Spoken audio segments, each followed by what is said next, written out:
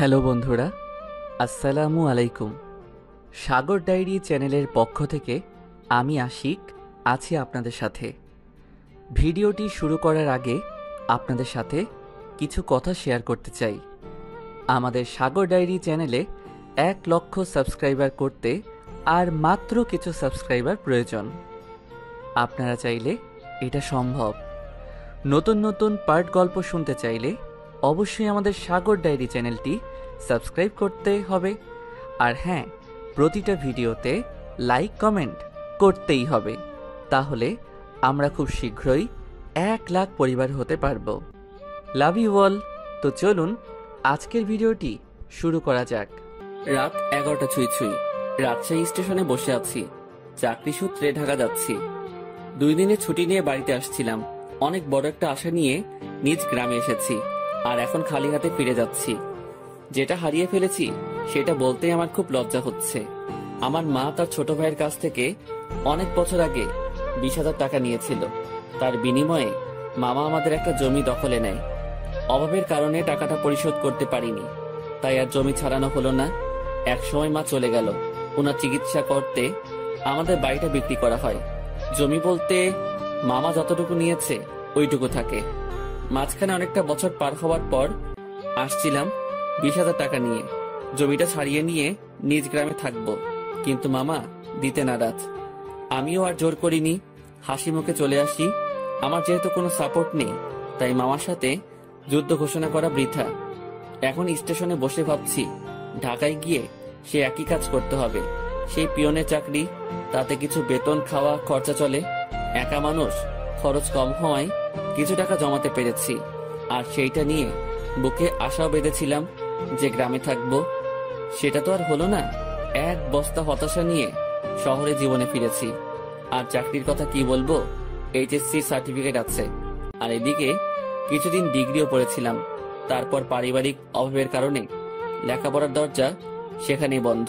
তবে একটা পড়া এখনো চালু রয়েছে, সেটা হলো মানুষকে পড়া, মানুষকে বোঝা। এই সাবজেক্ট পাস মার্ক তোলাই বেশ কঠিন। বিচিত্র রকম মানুষ সব এই পৃথিবীতে, যাদের চেনা খুবই দুষ্কর। আমি কথাগুলো ভাবছিলাম আমার সামনে বসে থাকা কিছু মানুষের দিকে তাকিয়ে। তারা অনেকটা দূরে ছিল, তাই তাদের চেহারা আবছা দেখছিলাম। আর তখনই খেয়াল করলাম কেউ একজন আমার দিকে এগিয়ে আসছে। আবছা আবছা ভাবেই মনে হচ্ছিল ইয়াং কোনো মেয়ে। মেয়েটা এসে আমার সামনে দাঁড়ালো। এবার আমার চোখের আবছা ভাবটা ছাড়লো। আমি এক পলক মেয়েটাকে দেখে নিলাম। বাহ, মেয়েটা তো বেশ সুন্দরী। শুধু সুন্দরী বললে কম হবে, একটু বেশি সুন্দরী। তবে তার আধুনিক ড্রেসের সাথে তার সৌন্দর্যের কোনো ম্যাচ করছে না। আমি আবার ভাবনাতে চলে গেলাম। হঠাৎ এই কি সমস্যা আপনার? ভাবনা থেকে বেরিয়ে এসে স্বাভাবিকভাবেই বললাম, কোনো সমস্যা নেই তো। আমার দিকে এভাবে তাকিয়েছিলেন যে, পছন্দ হয়েছে? প্রশ্ন শুনে তো গলা শুকিয়ে কাঠ হয়ে গেছে। একে তো মেয়ে, তার উপর এত সুন্দরী মেয়ে, আর অদ্ভুত প্রশ্ন। আমি আমতা আমতা করে বলেই ফেললাম, না। পছন্দ হয়নি তো তাকিয়েছিলেন কেন? আমার ফেসটা হয়তো ওই দিকে ছিল, কিন্তু দৃষ্টি অন্যদিকে দিয়েছিলাম। একা মুখের উপর বলে পছন্দ হয়নি। কি নাম আপনার? শুভ। আমি ইরা। আর আপনাকে চেনা চেনা লাগছে, তাই নামটা জিজ্ঞেস করলাম। ও, তারপরে ইরা নামের মেয়েটা আমাকে অবাক করে দিয়ে আমার কাজের স্থান, মানে আমি যে কোম্পানিতে পিয়ন হিসেবে চাকরি করি, তার কথা বলল। আপনি কি মিতালি অফিসের পিয়ন? জি জি। ও, আমার বাবা ওই কোম্পানির মালিক, আর আমার বাবার অফিসেই চাকরি করে। বাবার অফিসে আমি অনেক যাই। আপনি তো চা কফি এনে দেন। আমি আপনাকে চিনেছি, আপনি আমাকে চিনতে পারেননি কেন? আমি আপনার দিকে তাকাইনি, আর আমি মেয়েদের দিকে কম তাকাই। ওরে সাধু, শোনেন, আপনি তাকান, তবে বেশি ভাবনায় থাকেন। তবে আমাকে কখনো খেয়াল করেননি। জি, এটাও হতে পারে। আমিও হিতাহিত জ্ঞান বুদ্ধি হারিয়ে ফেলেছি। তোকে আপনি করে বলছি কেন? তুই তো পিয়ন। আচ্ছা শোন। জি ম্যাম বলে। তুই তো সাধারণ বগিতে যাবি। জি ম্যাম। আমি কেবিনে যাব। তুই আমার ব্যাগ দুটো একটু উঠাই দিবি, তারপর তোর আসনে গিয়ে বসবি, ঠিক আছে? জি ম্যাম, ঠিক আছে। রাগ করিস না, কুলি পাচ্ছি না। আর তোকে পেয়েছি, হার কাকে লাগে? চেনা মানুষ তো। জি ম্যাম। এত জিম্যাম করিস কেন? জি না, হ্যাঁ ম্যাম, ঠিক আছে, আমি ব্যাগ উঠাই দিব। ওকে ওকে। মালিকের মেয়ে, যথেষ্ট সম্মান দিতে হবে। আর যা বলবে সেটা তো করতেই হবে, না হলে আমার চাকরি তখনই গায়েব। এসব ভেবে লাভ নেই, আর ভাবনাতে হারিয়ে গেলে চলবে না, অ্যাক্টিভ থাকতে হবে। ট্রেন ঢাকা থেকে আসলো। আধ ঘন্টা পর ইঞ্জিন ঘুরিয়ে আবার ঢাকার উদ্দেশ্যে রওনা হবে। আমি ইরা ম্যামের ব্যাগ দুটো তার কেবিনে দিয়ে আসলাম। বকশিস স্বরূপ তিনি আমাকে 50 টাকা দিলেন। কোনো দ্বিধা না করে টাকাটা নিলাম, কারণ আমার আগে থেকে অভ্যাস আছে। টাকা নিয়ে চলে যাচ্ছিলাম, ইরা ম্যাম আবার ডাকলো। আর শোন শোন, জি ম্যাম বলেন। নামার সময় আবার তুই আসবি, ঠিক আছে? আচ্ছা। আবার ঘুমিয়ে যাস না কিন্তু। না ম্যাম, ঘুমাবো না। ওকে, যা। আমি আমার বগিতে গিয়ে উঠলাম। টিকিট সংগ্রহ করতে আমি অনেক দেরি করে ফেলেছি, তাই সিট হয়নি। পুরো রাস্তাটা দাঁড়িয়ে যেতে হবে। আশেপাশে তাকিয়ে দেখলাম অনেক সিট ফাঁকা। সামনের 2-1 স্টেশন পর এসব সিট আর ফাঁকা থাকবে না, তাই মনে মনে ঠিক করলাম সিটে বসবো না, দাঁড়িয়েই যাব। ট্রেন ছাড়লো, আমি দরজায় দাঁড়িয়ে আছি। ঠান্ডা হাওয়া আমার শরীরটাতে লাগছে। আমি ভাবনায় আবার ডুব দিলাম। ভাবতে লাগলাম পুরনো দিনের কথা। মাঝে মাঝে নিজের ভবিষ্যতের কথাও ভাবলাম। তাতে যা ফলাফল পেলাম সেটা শূন্য, কারণ ভেতরে খুব হতাশা কাজ করছিল। অর্ধেক পথ আসতেই স্টেশন ছাড়াই ট্রেনটা থেমে যায়। যান্ত্রিক কোনো ত্রুটি হয়েছে হয়তো। 20 মিনিট পার হবার পর খবর পেলাম ভোরের আগে ট্রেন এখান থেকে এক চুলো নড়বে না। আর এখন রাত 1টা বাজে। এক একজন এক এক কথা বলছে। কেউ বলছে লাইনের সমস্যা, কেউ বলছে ইঞ্জিনে। আমি ওইসব কথা থেকে কান ফিরিয়ে নিয়ে নিজের ভাবনাতে আবার মন দিলাম। হঠাৎই এই শুভ, পেছনে তাকিয়ে দেখি ম্যাম দাঁড়িয়ে। জি ম্যাম বলেন। তুই উঠ। ম্যাম কিছু লাগবে? না, আমি একটু ট্রেন থেকে নামবো। ম্যাম, বাইরে নামা ঠিক হবে না। যে অন্ধকার, এর মধ্যে কি বিপদ লুকিয়ে আছে কে জানে। কিসের বিপদ? বাইরে সাপ বিচ্ছু অনেক কিছু থাকতে পারে। কিচ্ছু নেই, চল নিচে নামবো। এই হলো আড়ালের ঘরে দুলালি, মন যা চায় সেটাই করবে। ম্যামকে নিয়ে ট্রেন থেকে নামলাম। নেমে দেখি অনেকেই নিচে দাঁড়িয়ে আছে। কেউ বাসায় ফোন করে সমস্যার কথা বলছে, আবার কেউ সিগারেট টানছে। ম্যাম আমার সাথে কথা বলা শুরু করলো। দেখ, জায়গাটা অনেক সুন্দর, তাই না? অন্ধকারে তেমন কিছুই তো দেখা যাচ্ছে না। চোখ না, মন দিয়ে দেখতে হয়। তবে ম্যাম আকাশটা বেশ সুন্দর লাগছে, অনুজ্জ্বল তারাগুলো দেখা যাচ্ছে। আমি তো অনুজ্জ্বল অনেক কিছু দেখতে পারছি। কি ম্যাম? এই যে দেখ, একটা টি স্টল, চল যাই। এখন ওখানে গিয়ে কি হবে? চা খাবো, চল চল, বেশ মজা হবে। শীতের মধ্যে এত রাতে বাইরে চা খাওয়ার মজাটাই আলাদা। আমি তো আর মানা করতে পারবো না, মানা করলেই বকা দিবে। কেন যে এর সাথে দেখা হয়ে গেল, মনে হচ্ছে বাকি রাতটাই বেশ প্যারায় রাখবে। টি স্টলের কাছে পৌঁছাতে দেখি কিছু যাত্রী এখানে আগে এসেছে। এই দোকানটার আশেপাশে আর একটা দোকানও নেই। হাতে চা নিয়ে আমি দোকানিকে বললাম, চাচা, এমন একটা জায়গায় দোকান দিয়েছেন কি মনে করে? বাবা, সে অনেক কাহিনী। বাজারের দলাদলি চলে, আমার লোকজন না থাকায় ওখানে দোকানটা নেওয়া হয়নি। রাগের মাথায় নিজের জায়গাতেই দোকানটা নিয়ে বসেছি। বাহ, বেশ করেছেন। তা চলে কেমন? আলহামদুলিল্লাহ, ভালোই চলে।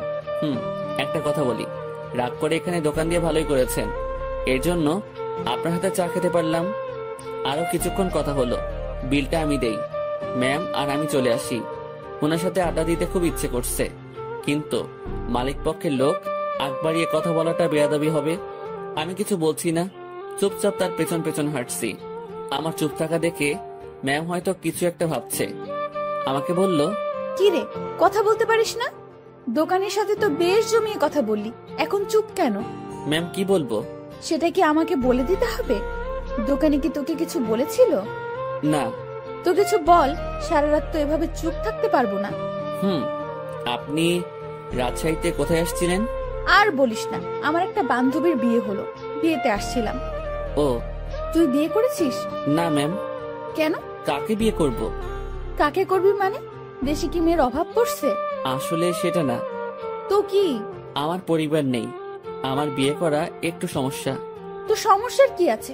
দেশে অনেক মেয়ে আছে যাদের পরিবার নেই, তাদের মধ্যে একজনকে বিয়ে করবি। ম্যাম, ওইরকম হলে আমি করব না। কেন? সেটা না বলি। ওই সব বলতে হবে। মাথায় একটা দুষ্টু বুদ্ধি এলো। আমি বললাম, ম্যাম, আপনার মতো সুন্দরী পেলে ভেবে দেখতে পারি। তোর ভাবা লাগবে না, আমার মতো কেউ তোর দিকে তাকাবেও না। সেটা আমার জন্যই ভালো। কেন? তাহলে আর বিয়ে করা লাগবে না। হইছে ভাই, থাম এবার। চল লাইনের ওই পাশটাই ঘুরে আসি। ইরা ম্যাম যেদিকে যাচ্ছে আমিও তার পেছন পেছন ছুটছি। একবার বললাম যে বাকি রাতটুকু ঘুমিয়ে নেন, তখন আমাকে ধমক দিয়ে বলল, সে কি আমার আদেশ মেনে চলবে? পরক্ষণে ভাবলাম, তাই তো, সে আমার কথা মানবে কেন? সে তো মালিক পক্ষের লোক। লাইনের অন্য পাশটায় চলে আসলাম। এই পাশটায় ফাঁকা জায়গা নেই, কাছে একটা গ্রাম দেখা যাচ্ছে, আর লাইনের পাশ দিয়ে একটা রাস্তা গ্রামের ভেতরে চলে গেছে। চল রাস্তাটা দিয়ে গ্রামের ভেতর যাই। না ম্যাম, এত রাতে যাওয়া ঠিক হবে না। আমি কি বলছি তোকে? জি ম্যাম, চলেন। এই হলো মেয়ে মানুষ, ভালো মন্দ কিছুই বোঝে না। তারপর যদি এরকম ধনী ঘরের মেয়ে হয়, তাদের মাথার তার দুই একটা কমই থাকে। এরা পুরো পৃথিবীকে নিজের মনে করে আর ভাবে সেই সব থেকে ক্ষমতাধর ব্যক্তি। দুজনে অনেকটা হাঁটলাম। এখন আমরা হাঁটছি গ্রামের ভেতরে। পুরো গ্রাম নিস্তব্ধ, কোথাও কোনো সারা শব্দ নেই, শুনশান পরিবেশ। ম্যাম মাঝে মাঝে আমার সাথে কথা বলছে। এক সময় আমরা ভালোই কথা বলতে শুরু করি। ম্যাম আমাকে বলল, তুই কি সারা জীবন এইভাবেই কাটাবি? জানি না।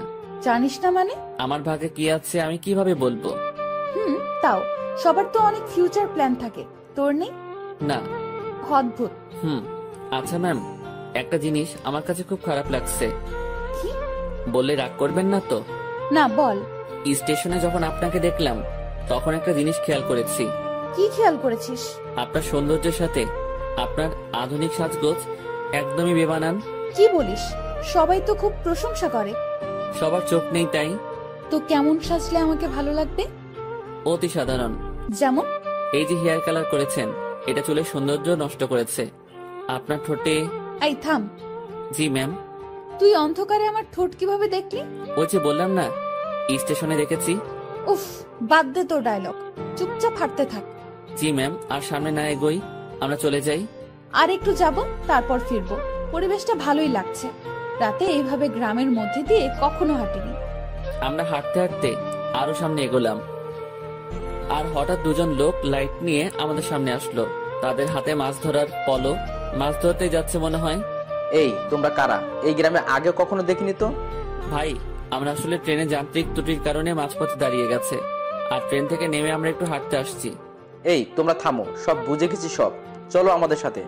কোথায় যাব? কোনো কথা না, চলো। লোক দুটো আমাদেরকে একটা বাড়ির ভেতর নিয়ে আসলো।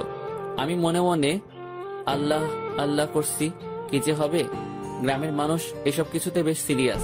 রাত করে মেয়ে নিয়ে বাইরে দেখলে উল্টাপাল্টা ভাববে। আমাদের বেলায় ঠিক তাই হয়েছে। এরা শুধু আমার দিকে তাকিয়ে বারবার দেখছিল। আমিও মনে মনে বলছি, দেখেন কেমন লাগে। একজন বাড়ির গিন্নিকে ডাকা শুরু করলো। বুঝলাম এটা তার নিজের বাড়ি। লোকটির বয়সে আমাদের তাকিয়ে বলল, এরা কারা? ওরা বাড়ি থেকে পালায় আসছে, ওদের তুমি ঘরে নিয়ে যাও। আমি হুজুরের ডাইকা নিয়ে আসি। ভাই ভাই, হুজুরে ডেকে কি করবেন? বিয়া করায় দুমু তোমাদের। ভাই ভাই শোনেন, উনি আমার কিছু না, আমরা পালাই আসিনি। উল্টাপাল্টা কথা কইও না, চুপ থাকো। একটা মায়া তোমার সাথে এত রাতে ঘুরে, এর মানে কি আমরা বুঝি না? ভাই ভাই এমন কইরেন না। চান মিয়া, তুমি ওদের ঘরে নিয়ে যাও। আর বউ, আমি যাইতেছি হুজুরের ডাকতে। আমাদের কাছে একজনকে রেখে লোকটি অন্ধকারে হাওয়া হয়ে গেল। কিছু একটা ঘটতে চলছে। আমি ইরার দিকে তাকালাম, দেখি সে আমার দিকে তাকিয়ে আছে। মুখটা কাঁচুমাচু করে রেখেছে সে। দুজনে কথা বলতে পারছি না। সময় যাচ্ছে আর লোকজন বাড়তে শুরু করে। আমাদের দুজনকে 2 রুমে রাখা হয়েছে। আমি শুধু আল্লাহ আল্লাহ করছি। ওইদিকে ইরার কি অবস্থা হয়েছে আমি জানি না। কিছু সময় পর হুজুর আসলো। আমি তাকেও বুঝালাম। স্বস্তির কথা হলো সে বুঝেছে। কঠিন একটা সমস্যা থেকে বাঁচলাম। হুজুরটা আমাদের লাইন পর্যন্ত এগিয়ে দিল। তারপর ওয়াও, কি দারুণ অভিজ্ঞতা। ধুর, চুপ করেন তো, এখনই তো একটা ইয়ে হয়ে যেত। মানে কি? আরে বড় বাচ্চা বেঁচে গেছেন। তা তো জানি, তবে দারুণ লাগছে। আপনি থাকেন, যেখানে ইচ্ছা যান, আমাকে ডাকবেন না। আমি ট্রেনে উঠলাম। ওনার সাথে সাথে আর দেখা করলাম না। ফজরের আজান হলো, তার কিছুক্ষণ পর আমাদের ট্রেন আবার যাত্রা শুরু করলো। আমি ঠিক আমার আগের জায়গাটায় দাঁড়িয়ে আছি। ইরা ম্যাম আবার আসলো। তুই ভালোই বদমাইশ তো। কি কি করছি আমি? তুই আমার উপর ছাড়ি দিস, আমার উপর রাগ দেখাস। তো কি করব? আপনার মাথায় কি ব্রেইন নামক জিনিসটা আছে? থাকলেও তো মনে হয় কাজ হবে না।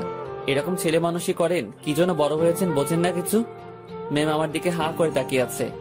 আমি জানি কথাটা বলার পর আমার চাকরি থাকবে না। আপনার বাবাকে কিছু বলতে হবে না, আমি অফিস যাব না। ম্যাম কিছুক্ষণ চুপ থেকে বলল, আমি তোকে চাকরি দেইনি, তোর চাকরি আমি কাটবো কেন? এই যে আমাকে বকা দিলি, মনে রাখিস, এর শোধ আমি তুলবো। ইরা রাগ দেখিয়ে তার কেবিনে চলে গেল। ম্যাম যে থ্রেটটা দিল, আমার একটু ভয় লাগলো না। ওনার কথা শুনে মনে হলো কোনো বাচ্চা আমাকে থ্রেট দিয়েছে। ওনার কণ্ঠটা সত্যি অসাধারণ, শুনলে মনে হয় বারবার শুনি। না, আমি আবার ভাবনাতে হারিয়ে যাচ্ছি কেন। যাই, ওনার কেবিনে গিয়ে সরি বলে আসি, না হলে আমার কি করে বসবে আল্লাহ জানে। আমি তার কেবিনের ভিতর ঢুকবো, তখনই কারোর সাথে ধাক্কা লাগলো। তাকিয়ে দেখি ম্যাম। উনি হয়তো বাইরে আসছিলেন। এটা কি হলো? সরি ম্যাম, বুঝতে পারিনি। তুই আমার কেবিনে কি জন্য? সরি বলতে আসছি। সরি বললে তো কাজ হবে না, আমি তোকে মাফ করব না। কিছুক্ষণ তর্ক হলো। আমি তাকে বললাম, আমার উপর কেউ রাগ করে থাকুক সেটা আমি চাই না, আপনার মন যা চাই তাই করেন। কথাটা বলতেই ম্যাম আমাকে অবাক করে আমার গালে দুটো চড় বসিয়ে দিল। এখন বুঝতে পারলাম ম্যাম বেশ রেগে গিয়েছিল আমার উপর। চড়টা না খেলে হয়তো বুঝতে পারতাম না। আমি তো ভেবেছিলাম অন্য কোনো শাস্তি দিবে হয়তো। চড় মারার পর ম্যাম আরো বলল, তুই আমার বেস্ট ফ্রেন্ড হবি? এমন থাপ্পড় খাওয়ার পর এরকম প্রস্তাব পাবো ভাবতেও পারিনি। মনে মনে ভাবছি, আমি তার সাথে কেন বন্ধুত্ব করতে যাব? তার চালচলন আর আমার চালচলন রাত দিন তফাৎ। কিন্তু কথাটা তাকে মুখের উপর মানা করতে পারবো না, যদি আবার কয়েকটা থাপ্পড় দিয়ে দেয়। ভয় ভয়ে বললাম, হব। গুড, তুই এখন যা। না, শোন, তোর কন্ট্যাক্ট নাম্বারটা দিয়ে যা, আমি কল করে তোকে ডেকে নেব যে কোনো সময়। ম্যামকে মোবাইল নাম্বারটা দিয়ে আগের জায়গায় ফিরে আসলাম। 8টায় আমাদের গন্তব্যে পৌঁছে গেলাম। ইরা ম্যামের কথা অনুযায়ী তার ব্যাগগুলো নামিয়ে দিলাম। এখন উনি আর আমি স্টেশনের বাইরের রাস্তায় দাঁড়িয়ে আছি। বাসা থেকে ওনার জন্য গাড়ি পাঠানো হয়েছে। গাড়ি জ্যামে পড়েছে, তাই অনেক লেট হচ্ছে। আমার পেটের অবস্থা খারাপ, রাতে কিছু খাওয়া হয়নি, আবার অনেকটা বেলা হয়েছে, পেটে এখনো কিছু পড়েনি। ম্যামের সামনে কিছু বলারও সাহস পাচ্ছি না। কিছু সময় পর উনি আমাকে বললেন, তোর কি ক্ষুধা লাগছে? জি অনেক। তো খেয়ে আয়। আচ্ছা আপনি দাঁড়ান, আমি যাবো আর আসবো। আমি একটা দোকানে গিয়ে চা বিস্কিটের সাথে কয়েকটা কলা খেয়ে নিলাম। দোকানদারকে টাকা দিতে যাব, তখন মনে হলো ম্যামও তো কিছু খাইনি, ওনাকে খাওয়ার কথা বলা উচিত ছিল। ভুলটা যেহেতু করেই ফেলেছি, তাই ওনার জন্য কিছু নিয়ে গেলাম। আমি কাছে গিয়ে তার দিকে খাবারগুলো এগিয়ে দিলাম। আমার দিকে উনি ভ্রু কুঁচকে তাকালো। এগুলো আমাকে কেন দিচ্ছিস? খেয়ে নিন, আপনি তো রাতে কিছু খাননি। তুই কি ভাবিস আমাকে? আমি সকাল সকাল রাস্তায় দাঁড়িয়ে এসব খাবো? এগুলো তোদের মতো লোকজন খাবে। সরি ম্যাম, বুঝতে পারিনি। খাবারগুলো নিজের ব্যাগে ভরে নিলাম, নিজে বাসায় গিয়ে খাবো। ঘন্টাখানেক পর গাড়ি আসলো। ম্যামকে উঠিয়ে দিয়ে আমি আমার বাসায় চলে গেলাম। আমার হাতে শুধু আজকের দিনটাই ছুটি আছে, আগামীকাল থেকে ডিউটি। বাসায় এসে সব ঠিকঠাক করে নিলাম। দিনের বাকি সময়টুকু আর বাইরে বের হলাম না। এই শহরের গাড়িগুলোর হর্ন আমার ভালো লাগে না। প্রচন্ড বিরক্তিকর একটা জিনিস, শুনলেই মাথা ব্যথা শুরু হয়ে যায়। রুমের জানালা খুলে দিয়ে আকাশের দিকে তাকিয়ে থাকি। গতকাল রাতের ঘটনাটা ভাবতে থাকি। কাল যদি বিয়েটা হয়ে যেত, আজ আমি মামা শ্বশুর বাড়ি থাকতাম, মানে জেলে। কি বাঁচাটাই না বাঁচলাম। সন্ধ্যার একটু আগ দিয়ে ইরার কল পেলাম। উনি আমাকে তাদের অফিসের সামনে যেতে বলেছে। গত রাতে ফ্রেন্ড হয়েছি, কথা রাখতে অবশ্যই যেতে হবে। কথাই আছে, ফ্রেন্ডের কাছে কোনো বাহানা চলে না। আমিও তাই কোনো বাহানা বা ব্যস্ততা দেখালাম না। বাইরে যাচ্ছি ওনার সাথে দেখা করতে, তাই একটু সাজতে হবে। ব্যাগ থেকে নতুন একটা ফুল হাতা গেঞ্জি বের করলাম। একটু স্মার্ট সাজার জন্যই। সুন্দরীদের সামনে তো আর এমনি এমনি যাওয়া যায় না। এই প্রথম কাউকে উদ্দেশ্য করে সাজগোজ করছি। মনের মধ্যে কেমন যেন খটকা লাগছিল। এখন খটকা দেখার সময় নেই। চটপট রেডি হয়ে আমার অফিসের সামনে গেলাম। ম্যামকে গিয়ে ঠিক সেখানে পেলাম। উনি তার গাড়ির সাথে হেলান দিয়ে দাঁড়িয়ে আছে। আমি তার সামনে গিয়ে ম্যামকে ডেকে সালাম দিলাম। উনি উত্তর দিলেন আর সাথে সাথে বললেন, গাড়ির পেছনে বসে যা। কোথায় যাবেন? আমার বন্ধুদের সাথে তোর পরিচয় করিয়ে দেব, সেখানেই নিয়ে যাচ্ছি। আমি আর কিছু বললাম না, তার গাড়ির পেছনে চেপে বসলাম। আধ ঘন্টা পর একটা রেস্টুরেন্টের সামনে গিয়ে ম্যাম গাড়ি থামালো। তারপর আমাকে নিয়ে রেস্টুরেন্টে ঢুকলো। আমি তার পিছু পিছু গেলাম। উনি একটা জায়গায় গিয়ে থামলো আর কিছু ছেলেমেয়ের সাথে গিয়ে কথা বলা শুরু করলো। বুঝতে পারলাম এরাই তার ফ্রেন্ড। এবার ম্যাম আমার দিকে তাকিয়ে বলল, বন্ধুরা, তোমাদের জন্য একটা গিফট এনেছি। কি রে দোস্ত, কে এটা? আর বলিস না, এই প্রাণীকে রাজশাহীতে পেয়েছি। এই পাগলার সাথে কিছুক্ষণ কথা বলেছি, তারপর বেস্ট ফ্রেন্ড হওয়ার প্রস্তাব দিয়েছি। দুঃখের বিষয় হলো পাগলা আমার কথা বিশ্বাস করে হ্যাঁ বলে দিয়েছে। তোরা বলতো এর মতো খ্যাত মানে কি বলবো, এরকম একটা মানুষ আমার ফ্রেন্ড। অসম্ভব। দেখ ভাই, আমার ফ্রেন্ডদের সাথে পরিচয় করিয়ে দিতেই তোকে এখানে নিয়ে আসছি। ইরা একে একে তার বন্ধুদের সাথে পরিচয় করিয়ে দিল। সবাই বনেদি ঘরের ছেলে মেয়ে। ট্রেনের কথা মনে পড়তেই লজ্জায় ঘেমে যাচ্ছি। এখন মান সম্মান যা যাওয়ার তা তো গেছে, বাকিটুকু নিয়ে এখান থেকে কেটে পড়তে পারলেই হলো। কিছুক্ষণ পর সেটাও থাকলো না। আমার পোশাক আর চেহারা নিয়ে তারা উপহাস করতে শুরু করলো। একটা ছেলে এগিয়ে এসে বলল, ভাইয়া এটা গেঞ্জি নাকি তেনা? কোথা থেকে কিনেছো ভাইয়া? নাকি কারো পড়ে থাকা জিনিস কুড়িয়ে নিয়েছো? না ভাই, সত্যি কিনেছি। ওমা, তাই? হুম। দেখ, ছেলেটা মাথায় তেল দিয়ে আসছে। সবাই হেসে উঠলো।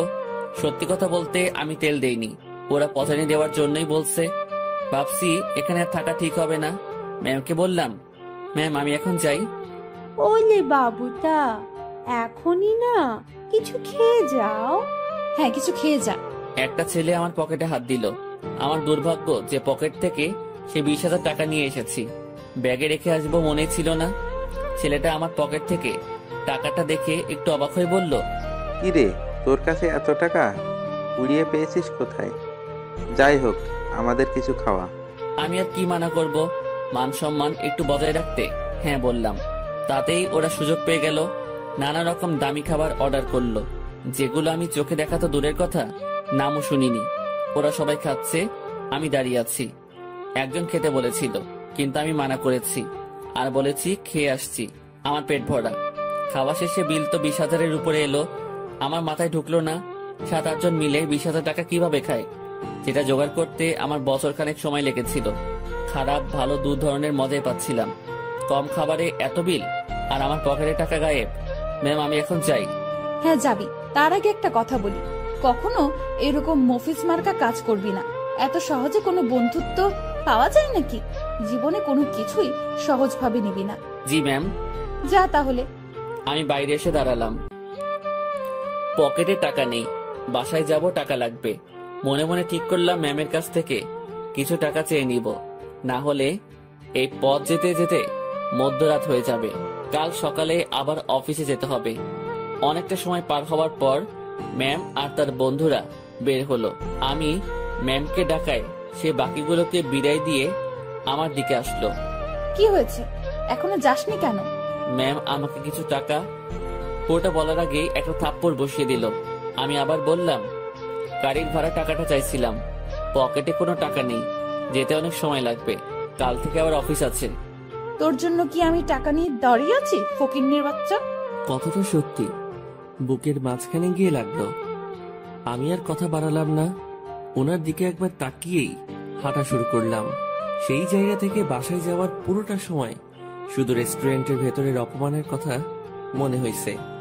আজকাল মানুষগুলো কেমন হয়েছে, আরেকজনের আর্থিক অবস্থা না বুঝে তার টাকা খসানোর জন্য উঠে পড়ে লাগে। টাকাগুলোর জন্য খুব মায়া হচ্ছে। ওদের কাছে হয়তো সামান্য টাকা, কিন্তু আমার কাছে পাহাড় পরিমাণ। মধ্যরাতে বাসায় ফিরলাম, কিছু শুকনা খাবার খেয়ে শুয়ে পড়লাম। শুয়ে আর কিছু ভাবলাম না, ঘুমানোর চেষ্টা করলাম, কারণ কাল অফিস যেতে হবে। পরদিন সকালবেলা উঠতে আর দেরি করলাম না, ফোনে অ্যালার্ম দেওয়াই ছিল। সময় মতো উঠে হাতের কাজগুলো সেরে নিলাম, তারপর খেয়ে অফিসের উদ্দেশ্যে রওনা হলাম। অফিসে যাওয়ার পর যে সমস্যায় পড়লাম সেটা আমি কখনো চিন্তাও করিনি। যেখানে স্যার মানে ইরার বাবা বসে থাকার কথা, সেখানে ইরা বসে আছে। ওই চেয়ারটাতে ইরা বসা মানে আজকের দিনটা পুরো শেষ। আমি রুমে ঢুকে তাকে সালাম করে বেরিয়ে আসলাম। কিছুক্ষণ পর উনি নক করলেন। আমি ভেতরে গিয়ে বললাম, জি ম্যাম বলুন। 4 নম্বর টেবিলে রাশিদ সাহেব অফিসে আসেনি, তুই একটু খোঁজ নিয়ে দেখ। জি ম্যাম। আমি ফোন করে জানলাম উনি রাস্তায় আছেন। আমি ম্যামকে সেটা জানিয়ে দিয়ে বাইরে বসে আছি। সেই মুহূর্তে জেনারেল ম্যানেজার আমাকে ডাকলেন কফি এনে দিতে। আমি কফি নিয়ে তার রুমে গেলাম। কফির কাপটা হাতে নিয়ে দেখলেন এবং ফেলে দিলেন। কি হয়েছে এটা বলার সাথে সাথে উনি আমাকে চর বসিয়ে দেন আর বলেন, কফির উপর মরা মাছি পড়ে আছে, দেখিস না? সরি স্যার, দেখতে পাইনি। উনি আমার কলার ধরলেন। আমি যদি এটা খেয়ে ফেলতাম, তারপর যদি অসুখ করতো, তুই কি করতিস তখন? স্যার মাফ করে দেন, দেখতে পাইনি। উনি অনেক বাজে বাজে বকা দিচ্ছিলেন। অফিসের মধ্যে একটা শোরগোল বেঁধে গেল। ইরা ম্যাম তার কেবিন থেকে উঠে আসলেন। সবাই মিলে দোষটা আমাকে দিচ্ছিল। এখন ভয় লাগছে যে ম্যাম চটটা মেরে হয়তো বিদায় করে দিবেন। তারপর ম্যাম সবকিছু শুনলেন, আমার থেকেও আর ম্যানেজারের থেকেও। সব শোনার পর যা করলেন দেখে তো আমি হতবাক। পরপর 2টা চড় বসিয়ে দিলেন ম্যানেজারের গালে। আমি কিছু বলার আগেই এখান থেকে বের হবে। আর হ্যাঁ, বাকি সবাইকে বলছি, এটা নিয়ে কোনো কথা হবে না। সমস্যা হয়েছে, সমাধান করেছি। সমালোচনা করে ভালো জিনিস খারাপ বানাবে তো পাবলিক। বুঝবা, কত ধানে কত চাল। যার যার কাজে যাও, অনেক সময় নষ্ট হয়েছে। কিছুক্ষণ ঝড়ের পর অফিস স্বাভাবিক, আগের মতো কাজ চলছে। কিভাবে সব সামলে নিলাম। হুটহাট ম্যানেজার শ্যাক্ট, সাথে 2টা থাপ্পড়। বিচারটা যাই করুক, তাহলে আমার সাথে অমন করলো কেন? ভাবতে ভাবতে কোনো উত্তরই খুঁজে পেলাম না। লাঞ্চের সময় আমি বাসা থেকে রুটি নিয়ে আসছি।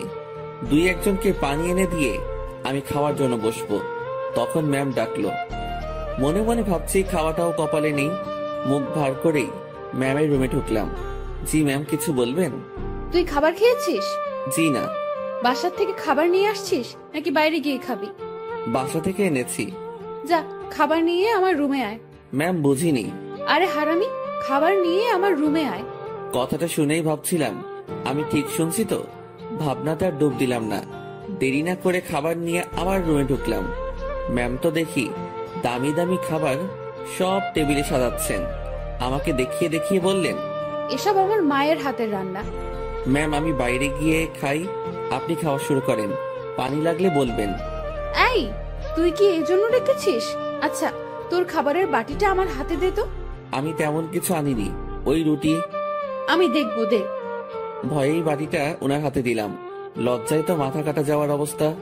বাসায় কিছু ছিল না, তার উপর টাকাও নেই। রুমে পেঁয়াজ মরিচ ছিল, সেগুলো কেটে তেল আর লবণ দিয়ে মাখিয়ে নিয়ে আসছি। ম্যাম যদি সেটা দেখে তো। কথাটা ভাবতে ভাবতেই বাটির ঢাকনা খুলেই উনি চোখ বড় বড় করে ফেলেন। খাবারটা কিছুক্ষণ তাকিয়ে থেকে দেখে আবার আমার দিকে তাকালেন। কি রে, এগুলো কি? ম্যাম আসলে রুমে কিছু ছিল না, তারপর টাকাও নেই। রুমে আটা ছিল তো, ওইটা দিয়ে আর কি একটা ব্যবস্থা করে নিয়ে আসছি। ম্যাম আমার বাটিটা টেবিলে রাখলেন। তারপর উনি তার চেয়ারে বসে পড়লেন। আমি দাঁড়িয়ে আছি। উনি একবার আমার দিকে তাকাচ্ছেন, আর একবার আমার খাবারের দিকে তাকাচ্ছেন। আমি ওনার সামনে এখন লজ্জাতে ইমিটিমিটি হাসতেছি। উনি কিছু সময় চুপ থাকার পর মুখ খুললেন। এই যে, এই খাবারগুলো তোর। ওনার খাবার আমার দিকে এগিয়ে দিলেন। আমি টেবিলের কাছে গিয়ে হাত দিয়ে নিজের বাটিটা নিয়ে বললাম, আমি যেটা এনেছি সেটা না খেলে আমার পেট ভরবে না, আর আপনার খাবার খেলে আমার পেট খারাপ হতে পারে। এত ভালো জিনিস কখনো খাওয়া হয়নি তো, পেট খাবারটা সহ্য করতে নাও পারে। গতকালের রাতটা একটু দেখিয়ে রুম থেকে বেরিয়ে আসলাম। নিজের খাবার খেয়ে আবার কাজে মনোযোগ। কার কি লাগছে, কে কি চাচ্ছে, সব দেখাশোনা করছি। দুপুরের পর ম্যাম আমাকে আর ডাকেননি। বুঝতে পারলাম তিনিও কিছুটা বুঝতে পেরেছেন আমার কষ্টটা। রাতে অফিস শেষ করে বাসায় ফিরলাম। পাশের বাসার পরিচিত একজনের কাছ থেকে টাকা ধার নিয়ে মাছ কিনে নিয়ে এসে রান্না বসিয়ে দিলাম।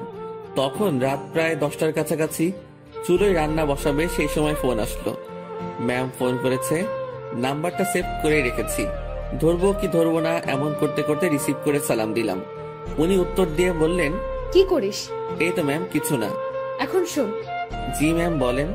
দুপুরে আমার মুখের উপর কথা বলে আমাকে লজ্জা দিয়ে তোর খাবার নিয়ে চলে গেলি, ভয় করলো না? আমি চুপ হয়ে গেলাম।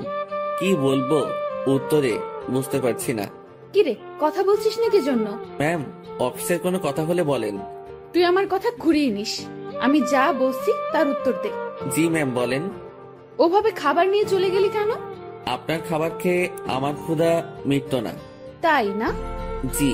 আমি বুঝতে পেরেছি, তুই আমার উপর রাগ দেখাচ্ছিস। সুযোগ ভালোই কাজে লাগাচ্ছিস। এখানে কিসের সুযোগ ম্যাম? আপনি আমাকে এখন মানা করে দিলে আমার সাথে তো আপনার এখনই কোনো অফিসিয়াল সম্পর্ক থাকবে না। ক্ষমতা আপনার হাতে, সুযোগ আপনার হাতেই। চুপচাপ রান্না শেষ করে খেয়ে আমাকে কল দিবি। ম্যাম অফিসের কোনো বিষয়ে কথা বলবেন? না। তাহলে ফোন দিয়েন না, আমিও দিব না। তোর 24 ঘন্টাই ডিউটি। আমি ফোন দেওয়ার পর সময়টুকু অফিসিয়াল, ওকে? তাহলে বেতন বাড়িয়ে দিয়েন। ঠিক আছে, দিব। ঠিক আছে, দিব। তুই অবশ্যই ফোন করবি। আর হ্যাঁ, কাল অফিসে আসার সময় দুপুরের খাবার আনবি না। কেন ম্যাম? অফিসে না খেয়ে কাজ করতে হবে? তোর জন্য আমি খাবার নিয়ে যাব। ম্যাম, ওসব খাবার টাবার বাদ দিন, আমি আমার খাবারে সন্তুষ্ট। তুই যদি কাল অফিসে তোর রান্না করা কিছু নিয়ে আসিস তো মনে রাখবি, তোকে শুধু অফিস থেকে না, দুনিয়া থেকেই বিদায় করে দিব। আমি কিছু বলতে যাব তখনই ম্যাম ফোনটা রেখে দিল। তুই যদি কাল অফিসে তোর রান্না করা কিছু নিয়ে আসিস তো মনে রাখবি, তোকে শুধু অফিস থেকে না, দুনিয়া থেকেই বিদায় করে দিব। আমি কিছু বলতে যাব তখনই ম্যাম ফোনটা রেখে দিল। মনে মনে ভাবছি, এত আদিক্ষেতা দেখানোর কি আছে? আমি তার অফিসের সামনে একজন পিয়ন, আর এমন ব্যবহার করছে। মনে হয় না, ছি ছি ছি, কি সব কথা ভাবছি আমি। পরদিন সকাল সকাল উঠে আর রান্না করলাম না। সকালে নাস্তাটা বাইরে করেই অফিসে রওনা হলাম। অফিসে গিয়ে দেখি ম্যাম আগে এসেছেন। প্রতিদিনের মতো হাজিরা দিলাম। উনি আমাকে দেখে তেমন কিছু বললেন না। দুপুর পর্যন্ত স্বাভাবিকভাবেই কাজ করলাম। দুপুরের খাবার সময় ম্যাম তার রুমে ডাকে। আমি জানি উনি আমার জন্য খাবার নিয়ে আসছে। খুব লজ্জা লাগছিল। রুমের একপাশে খাবার খাওয়ার জন্য সুন্দর একটা ব্যবস্থা ছিল। ম্যাম আমাকে ওখানটায় বসতে বলে, আর আমার সামনাসামনি উনিও বসে যান। উনি একটা প্লেটে খাবার নিয়ে আমাকে দেয়, আরেকটা উনি নেন। আমি প্লেটে হাত দিতে পারছিলাম না, খুব ভয় কাজ করছিল। এত বড় একজন মানুষের সামনে খাবার খাওয়া চারটিখানি কথা না, তার উপর সামনে এত সুন্দরী মেয়ে বসা। ম্যাম আমার দিকে খেয়াল করে বলল, তুই হাত দিয়ে খাবি না খাওয়াই দিব? জি না ম্যাম। একটা কথা, কি? আমি খাবার বাইরে নিয়ে গিয়ে খাই। এখানে খাইতে তোর সমস্যা কোথায়? ম্যাম সত্যি বলতে ভয় করছে। কি ভয়? আরে ভয় কি জন্য পাচ্ছিস? আপনার সামনে এভাবে খাওয়া। তো কি হইছে, খা। ম্যাম, বাইরে যাই। শুভ, আমি এক কথা 100 বার বলতে পারবো না। আমি আর কথা বাড়ালাম না, ভয়ে ভয়ে খাওয়া শেষ করলাম। ম্যাম ছোট বাচ্চাদের মতো খাচ্ছিলেন, দেখতে বেশ মজাই লাগছিল। ম্যাম খাওয়ার দৃশ্যটা দেখতে গিয়ে তার চোখে চোখ পড়ে যায়। আমার বুকটা তখন ভয়ে ধুপ করে উঠেছিল। ইশারায় বলেছিলেন, কি হয়েছে? আমি মাথা নাড়িয়ে মানা করে বলি, কিছু না। খাওয়া শেষে, তুই বাসায় যা, তোর ছুটি। জি ম্যাম। কেন? আমি দিয়েছি তাই। বাসায় তো কোনো কাজ নেই আমার। এত কথা বলতে তোকে কে বলেছে? যা, সোজা বাসায় যাবি, কোথাও যেন দেরি না হয়। আমার ছুটিতে বাকি সবাই একটু অবাক হলো। আমি জানি না ম্যাম আমার কাজগুলো কাকে দিয়ে করিয়ে নিবেন। উনি যেভাবে কাজ করেন যে কেউ দেখলে অবাক হবে। আমি বাসায় এসে বিছানায় আরাম করছি। মাথার উপর ফ্যানটার দিকে তাকিয়ে অন্য একটা ভাবনায় ছিলাম। নির্দিষ্ট কোনো ভাবনা না, একদমই এলোমেলো। বাংলায় এই ভাবনাকে কি বলে বা কিভাবে ব্যাখ্যা করে আমি জানি না। এই জিনিসটা ভাবতে ভাবতে আমার চোখটা বন্ধ হয়ে আসে। জানি না কতটা সময় ঘুমিয়েছি। হঠাৎ আমার কানে কোনো একটা শব্দে বেজে ওঠে। চোখ খুলে বুঝতে পারি ফোনটা বাজছে। ফোন হাতে নিয়ে আবছা চোখে দেখি ম্যাম কল করেছে। ফোনটা রিসিভ করলাম। কই তুই? কই আবার, আপনি তো ছুটি দিয়েছেন, বাসায় আসছি। তুই কি ঘুমাচ্ছিস? হ্যাঁ। আমি কি তোকে ঘুমানোর জন্য ছুটি দিয়েছি? তাহলে? বাসায় যেতে বলেছি শুধু। জি ম্যাম, আমি তো আপনার কথা সোজা বাসায় আসছি। আর বাসায় কাজ নেই, তাই একটু। তুই চুপ কর, শোন। জি বলেন। আমাদের অফিস থেকে দক্ষিণ থেকে যে লেকটা আছে তুই চিনিস? জি ম্যাম। তুই আয়, আমি তোর জন্য অপেক্ষা করছি। কেন ম্যাম? তোকে আসতে বলছি না আমি? জি ম্যাম, এই তো আসছি আমি। এবার বুঝলাম আমাকে ছুটি দেওয়ার কারণটা কি ছিল। আমার কাছে এটাও একটা ডিউটি, কিচ্ছু করার নেই, যেতেই হবে। যেমন ছিলাম তেমনই বেরিয়ে গেলাম। গতদিনের মতো আর সেজেগুজে বের হলাম না, যদি আবার অপমান করে। পকেটে টাকা আছে, তবুও হেঁটে যাচ্ছি। এই মাসের বেতন পেতে অনেক দেরি, তাই এমনি টাকা খরচ করা চলবে না। আমি ম্যামের কথা মতো সেই লেকের পাড়ে পৌঁছে যাই। এর মধ্যে ম্যাম আমাকে 2 বার কল করেছিল, শুধু জেনেছিল আমি কই আছি। লেকের পাড়ে যেতেই দেখলাম অনেকেই বসে আড্ডা দিচ্ছে, অনেক বাচ্চারও আসছে। আমি ম্যামকে খুঁজছিলাম। আমাকে দেখে ম্যামই আমাকে ডাকে। আমি ওনার দিকে এগিয়ে যাই। উনি ঘাসের উপর বসা ছিলেন। একটু দূর থেকে মনে হচ্ছিল কোনো কারণে মনটা খারাপ। আমি তার পিছে গিয়ে দাঁড়ালাম। বস এখানে। আমি বসার পর, জি ম্যাম বলেন। আমি বুঝলাম না, 10 মিনিটের রাস্তা 1 ঘন্টা লাগে কিভাবে? আসলে ম্যাম কি বলবো, হেঁটে আসছি। তুই হেঁটে আসছিস কি জন্য? টাকা নাই? আছে, তবে খুবই অল্প। খরচ করলে বড়সড় বিপদে পড়তে হবে। আপনার মন খারাপ দেখছি। ম্যাম কিছু হয়েছে কি? তোর জন্য। ম্যাম আমি কি করেছি? অনেক লেট করছিস। জি সরি। উঠে দাঁড়িয়ে কান ধরে থাক। ম্যাম এটা। আমি উঠতে বলেছি। আমি উঠতে যাব তখনই ম্যাম আমাকে বসতে বলে। টাকা আছে তো, তাই না? হ্যাঁ আছে। চল আইসক্রিম খাবো। আমার টাকা দিয়ে? তো কখনো কোনো মেয়েকে বিল দিতে দেখেছিস তুই? না। তো আমার কাছে চাইবি না। চল আইসক্রিম খাবো। ম্যাম ম্যাম শোনেন, একটু মনটা নরম করেন। টাকাগুলো গেলে খুব সমস্যায় পড়বো। সেটা তো আমি জানি না। তুই আমার বেস্ট ফ্রেন্ড। বেস্ট ফ্রেন্ডের জন্য সবাই জান দিয়ে দেয়, আর আমি তো তোর কাছে টাকা চাইছি। জান তো না, আর সময় হলে জানটাও দিয়ে দিবি। অসহায়ের মতো দাঁড়িয়ে আছি। এখন আমার পকেটের 12টা বাজবে। ম্যাম আর আমি আইসক্রিম খেলাম। আমাদের মধ্যে কোনো কথা হচ্ছিল না। দুজন শুধু হাঁটছিলাম, আর মাঝে মাঝে দরকার হলে উনি নিজে থেকে কথা বলছিলেন। লেকের পাড় থেকে বের হয়ে রাস্তায় আসলাম। উনি গাড়ি নিয়ে আসছেন দেখে মনে হচ্ছে চলে যাবেন। ম্যাম তাহলে আপনি যান, আমি চলে যাই। এই কই যাস তুই? বাসায়। না, গাড়িতে ওঠ। কোথায় যাবেন? Long drive. না ম্যাম আপনি যান, আমি বাসায় চাই। ব্রেকআপ, যা বাসায় যা। বাসায় গিয়া মর। ম্যাম রাগ করে গাড়িতে হেলান দিয়ে দাঁড়ালো। এরকম অবস্থায় তো রেখে যাওয়া যায় না। আমি তার দিকে একটু এগিয়ে গেলাম, আর উনি যে একটা শব্দ বলেছেন সেটার মানে জানার জন্য তাকে প্রশ্ন করব। যদিও আমি জানি, তবুও প্রশ্ন করব, যাতে ওনার রাগটা ভেঙে আমার প্রশ্নের উত্তর দিতে মনোযোগী হয়। ম্যাম ব্রেকআপ কি? তুই জানিস না? ন্যাকামো করিস? সত্যি জানি না। তোর আমার যে বন্ধুত্ব আছে সেটা কাটাকাটি, এটার মানে ব্রেকআপ। ওহ ম্যাম, আপনার মধ্যে তো এরকম কিছু নেই। শুভ, আমি তোকে বলছি না তুই আমার বেস্ট ফ্রেন্ড? আপনি তো বলেছেন যে এটা মিথ্যা ছিল। গাড়িতে ওঠ, সব বলছি। কথা বাড়ালাম না। গাড়ির পেছনে দরজা খুলতে যাব, তখনই ওই হাদারাম, কি করিস? বসবো না। সামনে। পেছনে কেন? সামনে। হ্যাঁ রে গাধা, ওঠ। গাড়িতে উঠলাম। ম্যাম ড্রাইভিং সিটে আর আমি তার পাশে। সন্ধ্যা হয়ে আসছে। ম্যাম এবার আমার সাথে বেশ ফ্রি ভাবে কথা বলা শুরু করলো। আমি কিন্তু কুমিল্লা যাচ্ছি। এত দূর কেন? আরে লং ড্রাইভ তো, আর রাগ ভাঙাতে সময় লাগবে। কিসের রাগ? তুই আমার উপর রেগে আছিস, আমি জানি। আমি আপনার উপর কি জন্য রাগ করব? ওই যে রেস্টুরেন্টে সেই ঘটনার জন্য। না ম্যাম, কি যে বলেন। ওই দিন আপনারও মজা করেছেন, আমিও মজা পেয়েছি। ওরে শুভ, আমাকে কি বাচ্চা মনে হয় আপনার? এত বড় একটা প্রতিষ্ঠান চালাচ্ছি, আমার মাথায় কি এতটুকু বুদ্ধি নেই যে কোনটা সত্যি আর কোনটা মিথ্যা আমি বুঝবো না? না, বুদ্ধি তো আপনার অনেক আছে। হইছে, শোন আমি কি বলি। বলেন। রাতে কি খাবি বল? সন্ধ্যায় তো অনেক কিছু খেলাম, রাতে আর কি খাবো? না, তাও কিছু শুকনো খাবার নেই, আর 2টো পিৎজা। আপনার ইচ্ছা। ম্যাম ভয় করছে আমার। কেন? আপনার বাবা যদি জানে অফিসের পিয়নকে নিয়ে ঘুরতে বেরোইছেন। কিভাবে জানবে? আমি তো বলবো না। আমি যে অফিসে যাব না সেটা তো জানতে পারবে। সেটা আমি দেখে নিব, তোর এত চিন্তা নেই। এখন বল আমাকে মাফ করেছিস কিনা। আপনি তো দোষ করেননি। তোকে যে কি করব আমি, দেখ। আর রাগ করে থাকিস না, ভুল করে ফেলেছি। আমি রাগ করিনি তো। আমি তোর চোখে মুখে রাগ দেখতেছি। আচ্ছা, রাগ নেই আমার উপর, সত্যি তো? হ্যাঁ সত্যি। সত্য নাকি মিথ্যা সব টের পাবো। আমি যা বলবো সেটা যদি না করিস তাহলেই বুঝবো তুই এখনো রেগে আছিস। না, কি যে বলেন, আপনার তো সব কথাই শুনি।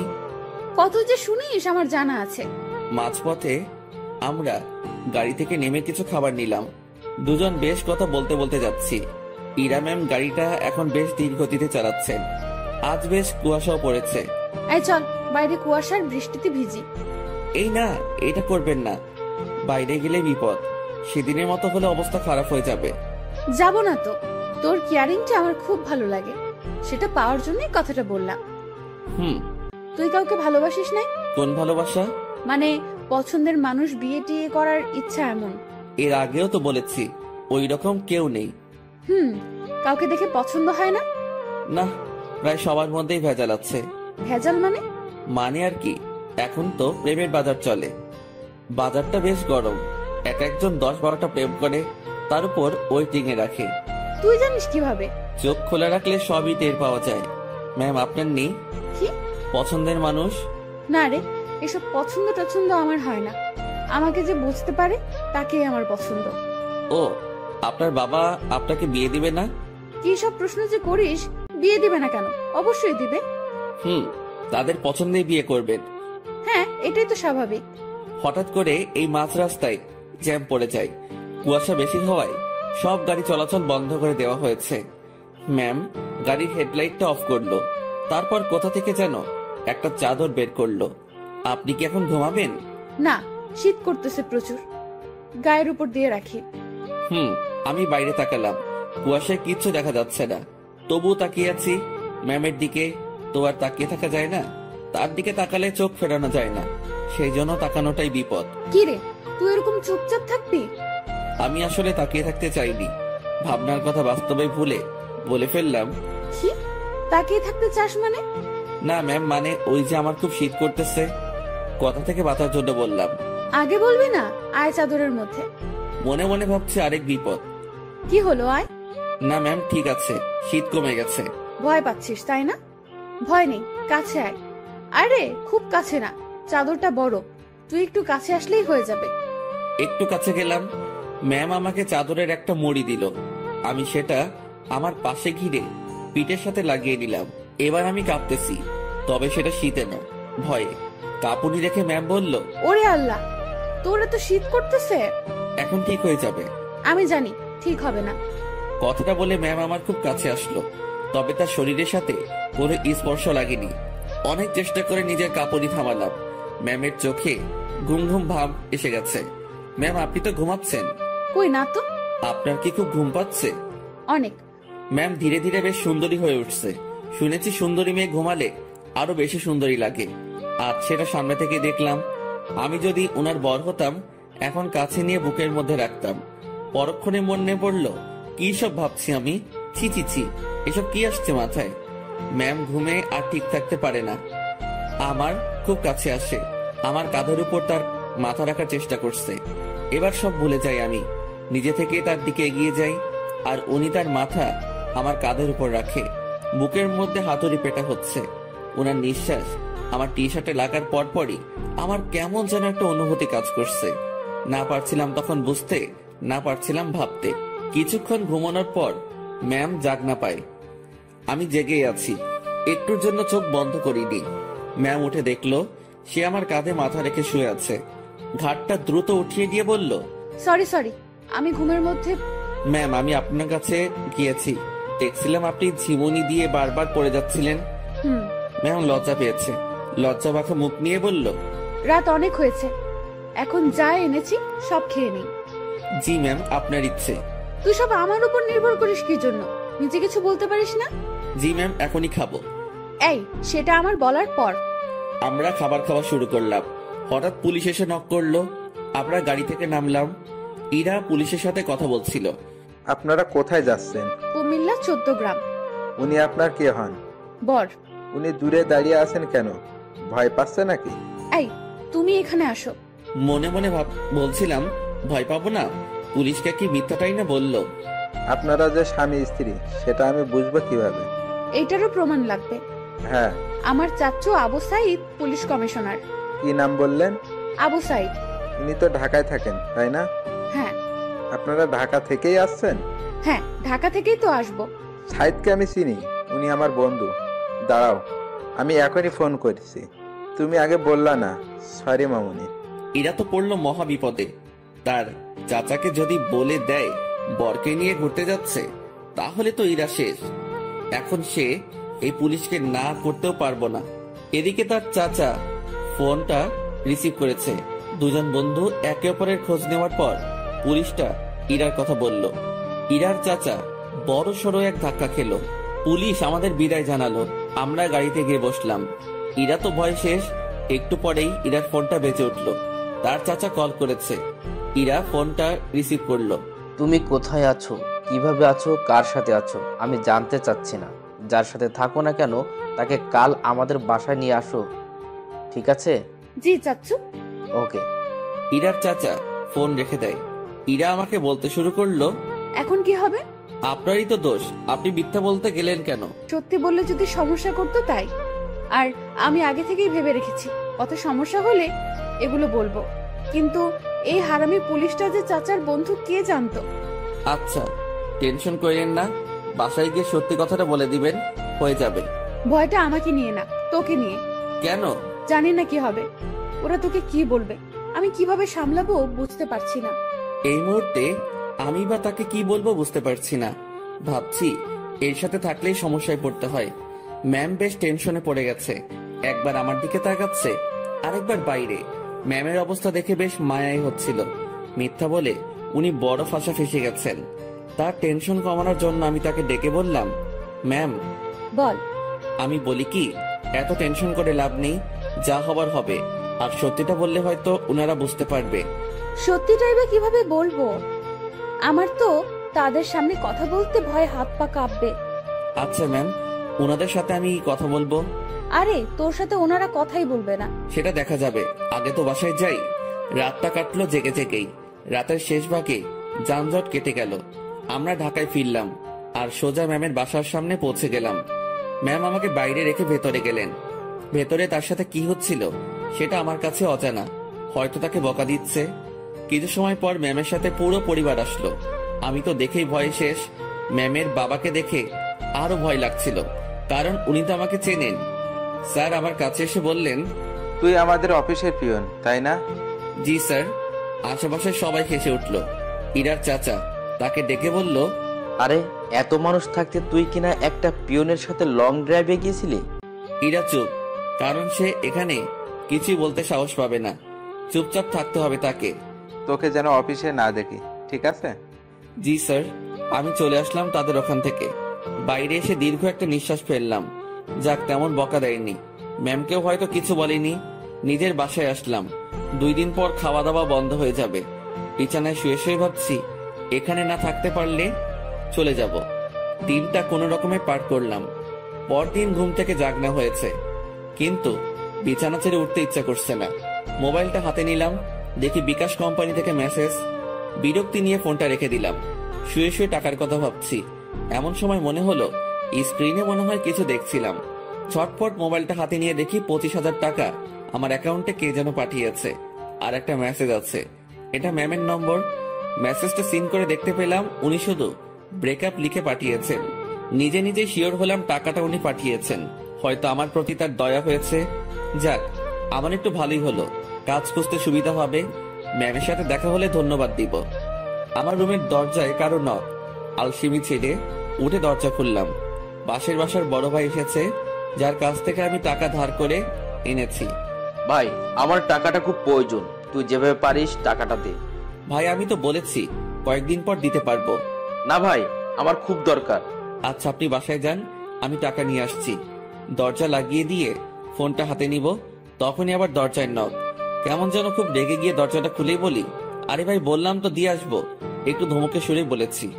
আমার এমন করে বলাটা ভুল হয়েছে, কারণ সামনে ম্যাম দাঁড়িয়ে আছে। এখন কি বলবো, কিভাবে কথা কাটিয়ে নিব, এসব ভাবতে ভাবতে ম্যাম নিজে প্রশ্ন করলো, কি সমস্যা, এত রেগে আছিস কেন? আপনি এখানে? আমি বেশ অবাক, কারণ তাকে এখানে এভাবে কখনো আশা করিনি। আমার সামনে থেকে সর কুত্তা, ভেতরে যাব। আমি সরে দাঁড়াতে উনি ভেতরে ঢুকলেন। তারপর আমার বিছানায় নিজের শরীরটা এলিয়ে দিলেন। ফ্রেশ হয়ে নে। আজকে আবার কোথাও যাবেন নাকি? আরে না, তুই যা, ফ্রেশ হয়ে নে, কথা আছে। আচ্ছা আমি বাইরে থেকে আসছি একটু। ওকে। আমি বাইরে এসে টাকা উঠে বড় ভাইকে থামিয়ে আসি। উনি যদি আবার আসতেন, আমার রুমে মেয়ে দেখে হয়তো ভিন্ন কিছু ভাবতো। রুমে এসে দেখি ম্যাম ঘুমিয়ে গেছে। আমি ফ্রেশ হয়ে নিলাম। কাজ শেষে উনার দিকে তাকিয়ে ভাবছি, এই মেয়েটার যে কি হয়েছে। উনি চোখ খুলে বললেন, খাওয়া হয়েছে? না। টাকা না পাঠিয়ে দিলাম, এখনো খাসনি কেন? উঠতে তো হবে। যা, বাইরে থেকে খাবার নিয়ে আয়, একসাথে খাবো। ম্যাম আপনি এই পরিবেশে খেতে পারবেন না। তুই পারলে আমিও পারবো। কথা বাড়িয়ে লাভ নেই, এই মেয়ে আমার কথা শুনবে না। বাইরে গিয়ে টাকা উঠিয়ে ভাইকে দিলাম, আর ম্যামের কথা মতো খাবার নিয়ে আসলাম। খাবারটাও সকাল সকাল বিরিয়ানি। কি নিব ভেবে না পেয়ে এটা নিয়ে ফিরলাম। এসে দেখি ম্যাম আবার বিছানা উঠাচ্ছে। ম্যাম ম্যাম ছি ছি ছি, কি করেন? এবার এটা যদি আপনার পরিবার জানে তো আমাকে মেরেই ফেলবে। ভাই আপনি যান। ও সরি ম্যাম, আপনি চলে যান। চুপ থাক। খাবার এনেছিস? জি। তোর সাথে তো ব্রেকআপ হয়েছে আমার, তাই না? আমি কিভাবে জানবো? ওই যে সকালে মেসেজ করলাম। ওইটা যে আপনি কি জন্য লেখেন আমি জানি না। ব্রেকআপ হয়েছে তাই লিখছি। ও ভালো। আচ্ছা ম্যাম, আপনি খাবার খেয়ে বাসায় চলে যান। আপনার সাথে থেকে আমার চাকরিটা গেছে, জীবনটা যাক এটা আমি চাই না। চাকরি গেছে তো কি হয়েছে? আপনাকে তো বেতন দেওয়া হয়েছে। এত টাকা কেন দিয়েছেন? 20,000 তোর, আর বাকি টাকা তোর বেতন। যদিও কিছু টাকা আছে, সেটা মাস শেষে দিয়ে দিব। কাজ না করে টাকা আমি নিব না। কাজ তো তোকে দিবই। কি কাজ? আমার সাথে সময় কাটানো। আমাকে তো ইয়ে পাইছেন। মানে কি? মানে বোঝেন না? আমি কি আপনার ওই বিএফ যে এইভাবে সময় দিব? তুই আমার মুখের উপরে কথা বলিস? Sorry ma'am. তোর সাথে কোনো কথা নেই। আপনি যেভাবে এসে আমার বিছানায় শুয়ে পড়লেন, আমি তো বেশ ভয় পেয়েছি, আর এখনো পাচ্ছি। এটা যদি আপনার বাসার কেউ জানতে পারে তো আমাকে এখান থেকে পালাতে হবে। তুই পালিয়ে যাবি তাই না? তো পালাবো না? আমার কি জানের ভয় নেই? কে মারবে তোকে? আপনার পরিবারের সবাই মিলেই মারবে। ভালো তো, মায়ের খাবি। আপনাদের মাইর দিতে ভালোই লাগে না। আমার এখানে থাকলে চলবে না, এই শহর ছাড়তে হবে। কি বললি? ম্যাম বসা থেকে উঠে দাঁড়ালো। আপনার টর্চারে এখান থেকে পালাতে হবে। ও তাই? হুম। এখান থেকে যেন পালাতে না পারিস সেই ব্যবস্থা তো করতেই হয়। ম্যাম আমার দিকে এগিয়ে আসছে। একটু ভয় পেয়ে বললাম, মারবেন নাকি? না, অন্য কিছু করব। আপনি এভাবে তাকিয়ে আছেন কেন? আমার ভয় করে এমনিতে, কিন্তু কালকের ভয়ে এখনো ধুক ধুক করে উঠে, তার উপর আপনার এরকম চাহনি। আমার চোখে তুই ভয় দেখতে পাস? হ্যাঁ। ওকে, দেখাচ্ছি ভয়। ম্যাম আমার দিকে এগোচ্ছে, আর আমি পেছনের দিকে যাচ্ছি। এক সময় আমার পিঠ দরজায় লেগে যায়। ম্যামও আমার খুব কাছে চলে আসে। তার শরীর থেকে সুগন্ধি আসছে। নিশ্চয়ই দামি পারফিউম ব্যবহার করেন। সবকিছু মিলিয়ে নেশা ধরিয়ে দেওয়ার মতো একটা সুবাস। আমার বুকের ভেতরের অবস্থা খারাপ। ম্যাম যে কি করবে এখন তার কিছুই টের পাচ্ছি না। আমি তার চোখের দিকে তাকিয়ে দেখি তার চোখ হাসছে। না, আমি তার চোখের ভাষা কবে থেকে বোঝা শুরু করলাম। চোখ সরিয়ে নিলাম। ওই আমার দিকে তাকা। আবার তাকালাম। উপায় নেই, তাকাতেই হবে। এইভাবেই তাকিয়ে থাক। চোখ দিয়ে পানি বের হবে। হোক। আমার খুব লজ্জা লাগছে। এতটা কাছে আসলেন কেন? তুই পালিয়ে যেতে পারিস, তাই একটু আটকানোর চেষ্টা। জানি না এরপর থাকবি কিনা, চেষ্টা করে দেখতে সমস্যা কি? কি চেষ্টা করবেন? ইরা ম্যাম আমার নাকের সাথে নাক লাগালো। উনি মিটি মিটি হাসতেছেন। ওই অবস্থাতেই তিনি কথা বলা শুরু করলেন। মুভিতে তোর জায়গায় আমি থাকতাম, আর আমার জায়গায় তুই, কিন্তু এখানে ঠিক উল্টোটা হচ্ছে। আমি আর চোখ খুলে রাখতে পারলাম না, বন্ধ করে ফেললাম। চোখ খুলে রাখার শক্তি আমার নেই। আহারে আমার বেষ্টু। কথাটা বলে উনি আমার নাকে তার নাক ঘষা শুরু করলো। ম্যাম একটু সরে দাঁড়ান। আগে বল পালাবি না? পালাবো না। প্রমিস কর। প্রমিস পালাবো না। এভাবে হবে না। তাহলে ইরা তার জামাটা সরিয়ে বলল, নাভি টাচ করে বলতে হবে। ওনার নাভি দেখেই আমি চোখ সরিয়ে ফেলি। অসম্ভব সুন্দর একটা জিনিস দেখলাম। চোখটা বারবার সেই দিকে তাকাতে চাইছিল। কোন রকম অন্যদিকে তাকিয়ে আছি। এই নে, এটা টাচ করে প্রমিস কর। ওইখানে টাচ করে শুধু শুধু? আমি তো বললাম প্রমিস। আমি বিশ্বাস করি না। ম্যাম ওখানে আমি হাত দিতে পারবো না, যত যাই বলেন। কেন? আপনার যে বড় হবে সে দিবে। আচ্ছা, তুই আমার হবু বর, এখন নে টাচ কর। চিচি ম্যাম কি বলেন? এক আদেশ এতবার দিতে পারবো না, কিন্তু আমি তোরে দিতে বলছি না। আমার লজ্জা করে। তোর লজ্জার আমি রাগাবিরা বলে দিলাম। ম্যামের মাথা পুরো গেছে মনে হয়, না বলে এসব কথা বলছে, তাও আমাকে। উনাকে জিজ্ঞেস করা ছাড়া কোনো উপায় নেই। ম্যাম এমন করতেছেন কেন? আমার গালে এক থাপ্পড় দিয়ে বলল, আমি যেটা বলি সেটা না করে তুই আমাকে উল্টো প্রশ্ন করতেছিস। তাহলে কি ধরবো? তো ভাবছি মাইর খাবার থেকে ধরাই ভালো। আর সত্যি কথা বলতে দেখার পর আমি লোভ সামলাতে পারছি না। আমি ওনার নাভির উপর জাস্ট হাতটা রাখলাম। উনি একবার চোখ বন্ধ করে আবার চোখ খুললেন। চুপ কেন? কথা দিলাম যাব না। গুড, এখন হাত সরিয়ে নে। ও সরি ম্যাম, আমার থেকে দূরে গেল, আমি বাঁচলাম। উনি আবার বলতে শুরু করলেন, বাবাকে চ্যালেঞ্জ করে আসছি, তোকেই বিয়ে করব আমি। ও আল্লাহ, না ম্যাম, এটা কি বলছেন আপনি? তুই বুঝবি না, আমি তোকে টাকা দেওয়ার পরেই ঝগড়াটা লাগছে। আমাকে নিয়ে পরিবারের সাথে ঝগড়া করতে গেছেন কেন? ওরা আমার চরিত্র নিয়ে কথা উঠাইছে, তারপর আমাকে বলেছে তোর সাথে নাকি আমার প্রেম আছে। আচ্ছা, মাথা ঠান্ডা করেন। হ্যাঁ, তোকে আমাদের বাসায় নিয়ে গেলে আমার মাথা ঠান্ডা হবে। ও আল্লাহ, এবার আমি শেষ। ম্যাম কি বলেন এগুলা? আমি কেন? ঝগড়ার সময় বলেছি আমি তোকে ভালোবাসি, তোকেই বিয়ে করব, আর তুই আমাদের বাসায়ই থাকবি। মানে আপনি আমার উপরে যাওয়ার টিকিট নিয়ে আসছেন, তাই না? জানি না, ব্যাগপত্র গুছিয়ে নে আর আমার সাথে চল। এইমাত্র বললেন জাস্ট না পালালেই হবে, এখন আবার বলছেন আপনাদের বাসায় নিয়ে যাবেন। দেখে নিলাম তুই আমার উপর কতটা দুর্বল আর কতটা ভালোবাসিস। না, আপনি কি যে বলেন, আমি আপনাকে। সাধু, হইছে, অনেক হইছে। ড্যাব ড্যাব করে আমার দিকে তাকিয়ে থাকিস, আবার আমার নাভির দিকে তাকিয়েছিলি, আমি বুঝি না। ওনার যা কথার স্পিড, আমি পেরে উঠছিলাম না। এখন ওনার বায়না আমাকে তাদের বাসায় নিয়ে যাবে। আর যাই হোক, নিজের জানটা অকালে চলে যাক সেটা আমি চাই না। আমি তো যাবনি, সেটাই মনে মনে ঠিক করলাম। এখন ম্যামকে বোঝাতে হবে, ম্যাম আমি যাব না। রুমে ছুরি নেই? কি করবেন? হাত কাটবো আমার। এই না, তোর সাথে কথা নেই, ব্রেকআপ, যা। তুই মানা করার কে? ছুরি কই সেটা বল। না না ম্যাম, যাব আমি। দ্রুত তোর কাপড় গুছিয়ে ব্যাগে ওঠা। ওকে ওকে, উঠাচ্ছি। না, তুই ভাঁজ করে দে, আমি উঠাচ্ছি। আমি কাপড়গুলো ভাঁজ করে দিচ্ছি আর ভাবছি এইরকম জেদ ধরা ভালোবাসার জন্য আমি তার সাথে চলে যাচ্ছি। এটা কি ঠিক হবে? আমি ইরাকে ভয় ভয় বললাম, ম্যাম একটা কথা। বল। দেখেন, এরকম জেদ ধরা ভালোবাসা নিয়ে আপনার সাথে যাচ্ছি, এর কি কোনো গ্যারান্টি আছে? নাকি সময় শেষ হলে, জেদ শেষ হলে তাড়িয়ে দিবেন? ইরা কেমন ঢং করে আমার দিকে তাকালো, মাজায় দুটো হাত রেখে বলল, আমাকে কি আগের দিনের গ্রামের মাতব্বর মনে হয় যে 4-5টা বিয়ে করব?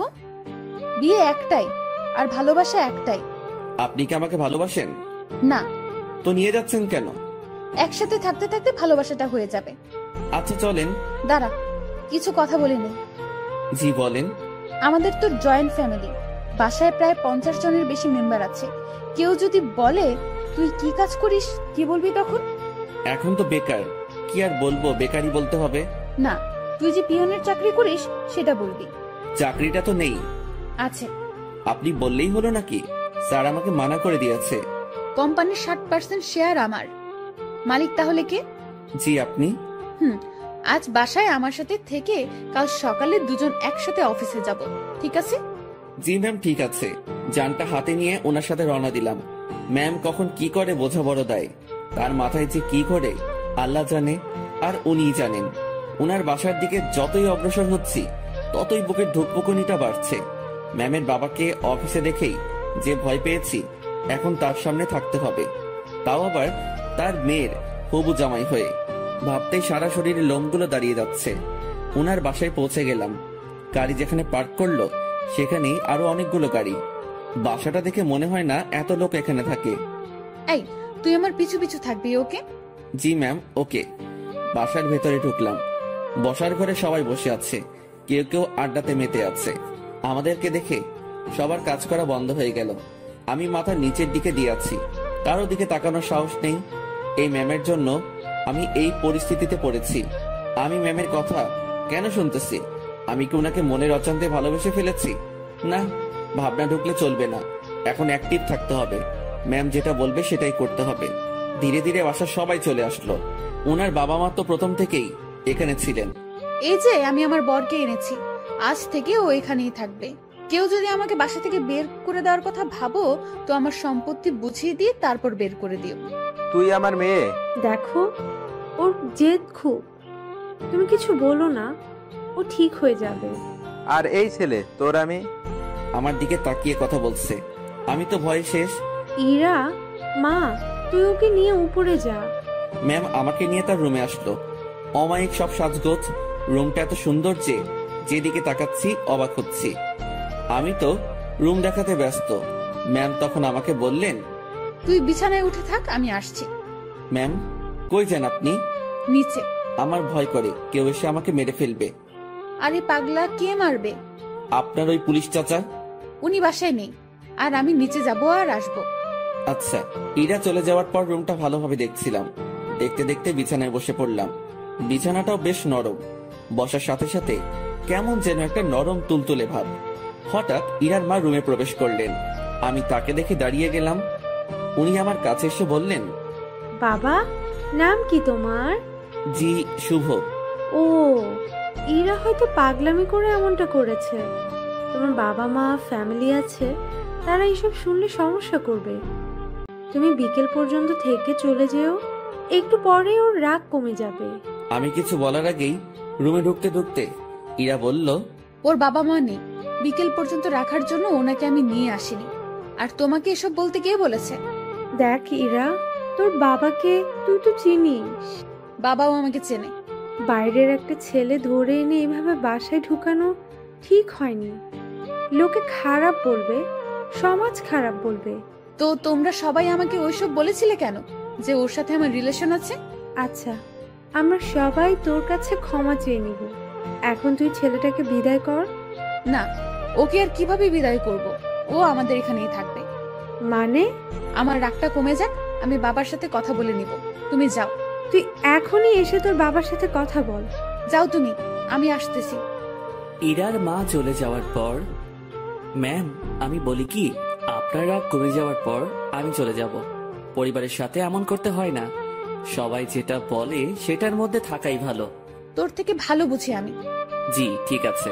তুই যে চলে যেতে চাস, তাহলে আমাদের বন্ধুত্বের কি হবে? এরকম বন্ধু পাওয়া অনেক মুশকিল। এখন পেয়েছি, কাছে রাখার চেষ্টা করব। তুই এখান থেকে যাওয়ার কথা মুখে আনবি না। আচ্ছা ম্যাম, আমার সাথে কিছু সময় কথা বলে তার বাবার কাছে যায়। সেখানে তার বাবার সাথে অনেক কথা হয়, আর সেগুলো আমাকে এসে ম্যাম বলা শুরু করলো। শোন, তোর চাকরি কনফার্ম। ড্রাইভিং করতে পারিস? না। ও আচ্ছা, বাবাকে সত্যি কথাটা বলে দিয়েছি। আর রাগের মাথায় তোর সাথে অনেক কিছুই করে ফেলেছি। তুই মন খারাপ করিস না।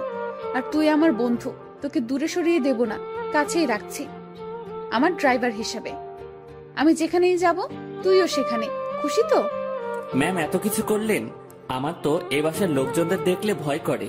আরে পাগল, ভয় কিসের? আর তুই থাকবি তো আমার সাথে, একা একা তো না। আর তোর থাকার জায়গাও আমার খুব কাছে। মানে পাশের রুমে।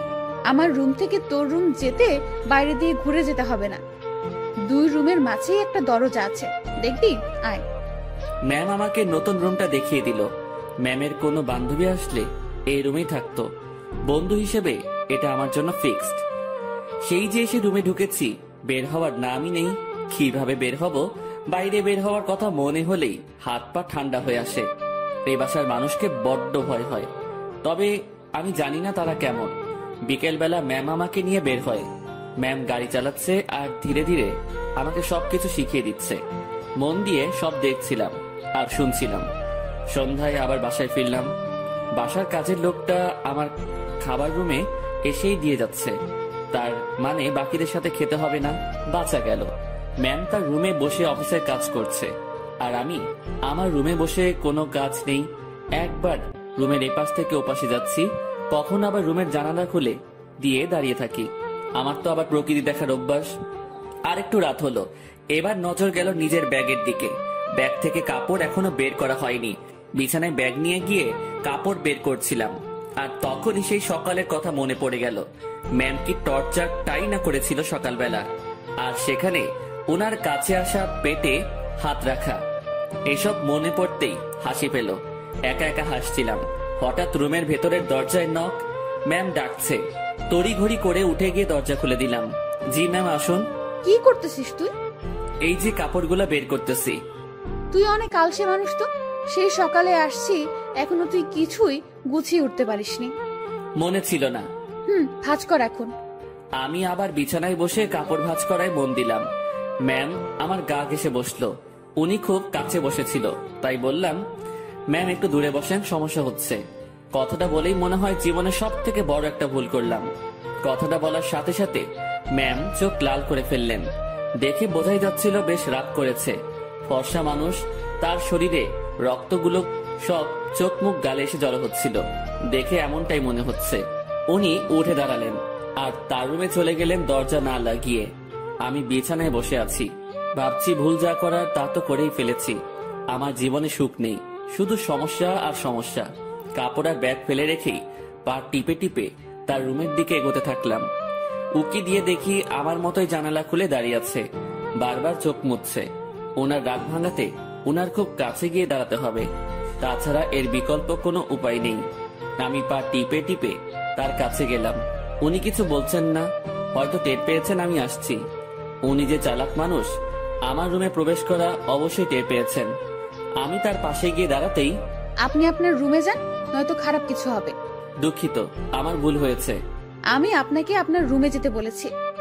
আমি আরেকটু কাছে গিয়ে দাঁড়ালাম, কিন্তু তার শরীরের সাথে স্পর্শ লাগেনি। রাগ উঠায়েন না আর। আচ্ছা, ইংরেজি ভাষায় বলতেছি, সরি। তোর সরির আমি, তুই যাবি এখান থেকে? একটু তো দূরে যেতে বলেছি, তাতেই এত রাগ করতে হবে? আমি তো দূরের মানুষ, দূরেই থাকবো, তাই না? না, কাছের মানুষ। না না, কাছের মানুষ তো দূরে থাকে না, কাছেই থাকে। সরি, আমি বুঝতে পারিনি। আমার বলাটা ঠিক হয়নি, আপনার কাছে আসাটা ঠিক ছিল। রাত হয়েছে, রুমে গিয়ে ঘুমিয়ে পড়ো, সকালে অফিস আছে। রাগ কমেছে তো আপনার? কমে যাবে। এত অভিমানী আমি কখনো দেখিনি। আমি নিজেই নিজেকে প্রশ্ন করলাম, আমি ভুল করছি না তো? উনি এত বন্ধুত্বের কথা বলতেছেন, আমি তো তার ডাকে একটুও সাড়া দিচ্ছি না। আমার কি দূরে থাকাটা ঠিক হচ্ছে? উনি তো তার বন্ধুর জন্য অনেক কিছুই করেছে, আমি তো কিছুই করতে পারলাম না, বা এখনো কিছু করিনি। আমি কি তার বন্ধুত্বের ভালোবাসায় সাড়া দিব? মনের সাথে বোঝাপড়া যখন শেষ হলো, তখন আমি তার ডান হাতটা আমার দু হাতের মধ্যে রেখে বললাম, এই তো কাছে এসেছি, আর দূরে যাওয়ার কথা বলবো না। অমন ভুল কখনো হবে না, সরি। সত্যি তো? ওনার কণ্ঠ শুনে মনে হচ্ছিল অভিমানটা অনেকটাই কমেছে। কেন যে ম্যাম এমনটা করে? ম্যাম, এখন যাই তাহলে। কাছে থাকতে ভালো লাগছে না। আপনি তো বললেন কাল অফিস আছে, আমাকে ঘুমাতে বললেন। পরে ঘুমাবি। ম্যাম আনমনে জানালা দিয়ে বাইরে তাকিয়ে আছেন। তার ডান হাতটা তখনই আমার দু হাতের মধ্যে এক অন্যরকম ভালো লাগা কাজ করছিল তখন। সেটা যে কি আমি ঠিক বলতে পারবো না। আমি ম্যামের মুখের দিকে তাকালাম, দেখি মিটিমিটি হাসছে। আমি তার হাসি দেখে প্রশ্ন করেই বসলাম, এভাবে আনমনে বাইরে তাকিয়ে কি দেখেন? বাইরে কি দেখি? তোকে। আমাকে মানে? আরে পাগলা, তুই আমার জীবনে এমন ভাবে আসলি, মানে আমি ভাবতেই পারিনি। তোর মতো একটা গাধা, তবে ভালো মানুষের সাথে বন্ধুত্ব হয়েছে। তবে আমার পোড়া কপাল। কেন? তুই আমাকে দেখে ভয় করিস, তেমন কথা বলতে চাস না। আমি যা বলি শুধু সেটাই করিস। আর কি করব? যাই হোক, সব ঠিক হয়ে যাবে। যা, এখন ঘুমিয়ে পড়। আচ্ছা, গুড নাইট। Good night. পরদিন সকালবেলা থেকে অফিস করা শুরু করলাম। ম্যামের সাথে সবসময় থাকা, উনি যা বলে সেগুলো শোনা এবং করা, এগুলোতেই ব্যস্ত। দিনকে দিন যাচ্ছিল, আমার অবস্থা ততই ভালো হচ্ছিল। ম্যামের সাথে কথা বলতে এখন আর ভয় লাগে না। কোনো কিছু লাগলে সোজা সাপটা বলে দেই। এদিকে ড্রাইভিংটাও একটু একটু শিখেছি। তাদের বাসার দু একজনের সাথে কথাও হয়েছে। মোটামুটি সবকিছু স্বাভাবিকের দিকেই বলা যায়। কিন্তু এমনটা একটা দিন আসলো, সেদিন আমার স্বাভাবিক মন আর ঠিক থাকলো না। ম্যামের বাবা ম্যামের বিয়ের জন্য ছেলে দেখেছে। আজ অফিসে যাওয়া হয়নি আমাদের, কারণ ছেলেপক্ষ দেখতে আসবে। কিন্তু আমার কেমন জানি ভয় ভয় লাগছে। বারবার মনে হচ্ছে ওনার বিয়ে হওয়ার কি দরকার? এমন থাকলেও তো পারে। আমি যা ভাবছি সেটা তো ভুল, বিয়ে তো হবেই। আমি আমার রুমে বসে ছটফট করছিলাম। ম্যামের রুমে বারবার উকি দিচ্ছি। উনি বেশ স্বাভাবিকভাবেই আছেন। দেখে মনে হচ্ছে না উনি কোনো টেনশন বা ভয় আছেন। তাহলে আমি ভয় করছি কেন? আমি তাকে হারানোর ভয় করছি না তো। ছি ছি, তাকে হারানোর কি আছে? সে তো আর আমার না। ম্যাম আমাকে বলেছিল উনি আমাকে ভালোবাসেন, সেটা ছিল বন্ধুত্বের। আর আমি যেটা ভাবছি সেটা তো অন্য কিছু। না, নিজের মনের অজান্তেই তাকে ভালোবেসে ফেললাম। এসব কখন হলো? আমি তো এইরকম কিছু ভাবিনি তার সম্পর্কে। পরক্ষণে মনে হলো আমি তার চিন্তায় দিন পার করেছি। সেখান থেকেই এই অবস্থা। নিজের রুমে আর থাকতে পারলাম না। বিছানা থেকে উঠে ম্যামের রুমে চলে গেলাম। ম্যাম বসে বই পড়ছেন। আমাকে দেখে বললেন, কিছু বলবি? বল। আপনাকে দেখতে আসছে। তুই তো জানিস, নতুন করে প্রশ্ন করার কি আছে? যদি তারা আপনাকে পছন্দ করে আপনি কি রাজি হবেন? ছেলে যদি ভালো হয়, পরিবার যদি ভালো হয়, তাহলে মানা করব কেন? তাই ঠিক। এটাই বলতে আসছিলি? না সকাল সকাল তোতলানো শুরু করেছিস? কিছু হয়েছে? একটা কথা বলার ছিল।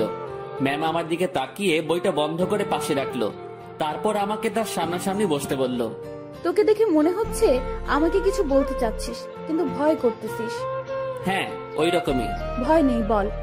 কিছু বলবেন না তো? আরে আমি তোর বন্ধু না, তোকে কি বলবো পাগল? ভয় নেই, বল। আপনি আপনার বাবাকে বলে বিয়েটা ক্যান্সেল করে দেন। ওই বিয়ে তো ঠিকই হয়নি, এখনই কিভাবে ক্যান্সেল করে দিব? আর কেন ক্যান্সেল করব? আরে আপনি চলে গেলে আমি কিভাবে থাকবো? ওই কিভাবে থাকবি মানে?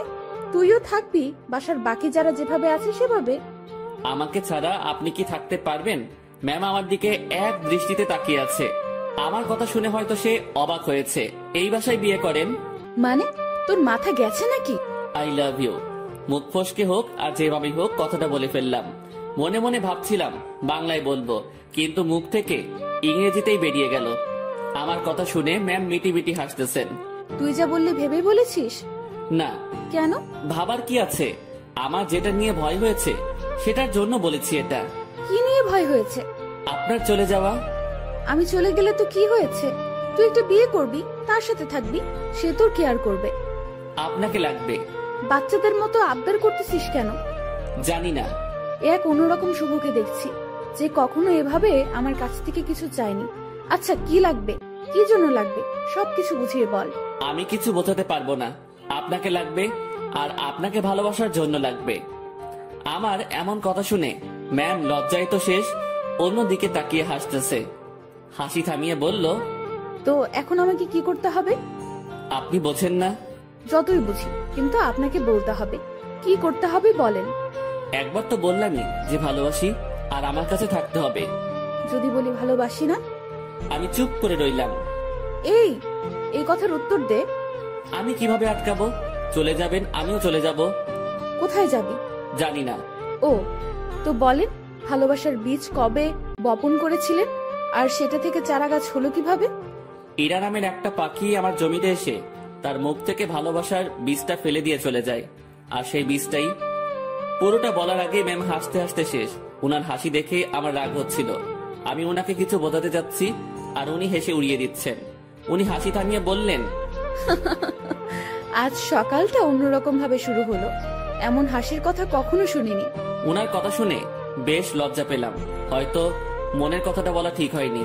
আমি তার সামনে থেকে উঠলাম আর নিজের রুমে যাওয়ার জন্য পা বাড়ালাম। ম্যাম ডেকে বললেন, কই যাস? ঘুম পাচ্ছে, ঘুমাবো। ঘুম নাকি রাগ? না, ঘুম। রাগ না ম্যাম, ঘুমই পাচ্ছে। আমার জানা আছে, তুই এখানে এসে বস। কথা না শুনলে বকা দিবে। বাধ্য হয়ে আবার তার সামনাসামনি বসলাম। আমার আর তোর মাঝে সম্পর্কটা কিসের? বন্ধুত্বের। তো আমি কি বন্ধুর কথা শুনে হাসতেও পারবো না? পারবেন। আর হাসলেন তো? কথার মাঝে এমন রাগ সুর ভাসতেছে। না, রাগ করিনি। আচ্ছা ভেবে দেখ তো, তুই যে আমাকে ভালোবাসার কথা বললি, সেটা নিয়ে আমি কি কোনো উপহাস করেছি? তোর কথা শুনে হাসি পাচ্ছিল তাই একটু হাসলাম। আর আমাকে যেটা বললি সেটার উত্তর না নিয়ে কই যাস? হ্যাঁ, আমি ভুলে বলে ফেলেছি, সরি। লাত্তি খাবি কুত্তা। ভালোবাসি বল। আপনি হাসবেন তাই বলবো না। আমার ভালোবাসার দাম আছে। ওরে বাবা, একটু হাসছি তাই কত রাগ? তো শুনি, আপনার ভালোবাসার দাম কত? সেটা আপনার না জানলেও হবে। আপনি বই পড়েন। আমি গেলাম। আমি চলে যাচ্ছিলাম, উনি আমার হাত ধরে ফেললেন। কেমন কান্না কান্না কণ্ঠে বললেন, ওই পাগল, আমি তোমার ভালোবাসা নিয়ে উপহাস করিনি তো। আপনি যে হাসলেন। না পাগল। ইরা আমাকে জড়িয়ে ধরে কান্না শুরু করলো আর অভিমানী কণ্ঠে বলল, প্রত্যেকটা গল্পে আমি তোমাকে প্রপোজ করি, তুমি কি করো? তুমি চুপ থাকো, তোমার জন্য ওয়েট করতে হয় আমার। এই গল্পেও তুমি অনেকটা লেট করেছো। আমার কি অপেক্ষা করে থাকতে কষ্ট হয় না? তুমি আমার জন্য কিছুই করো না, আর করতেও হবে না। শুধু ভালোবাসলেই চলবে। আর হ্যাঁ, রাগ দেখাও কেন আমাকে? রাগ শুধু তোমারই আছে, আমার নেই।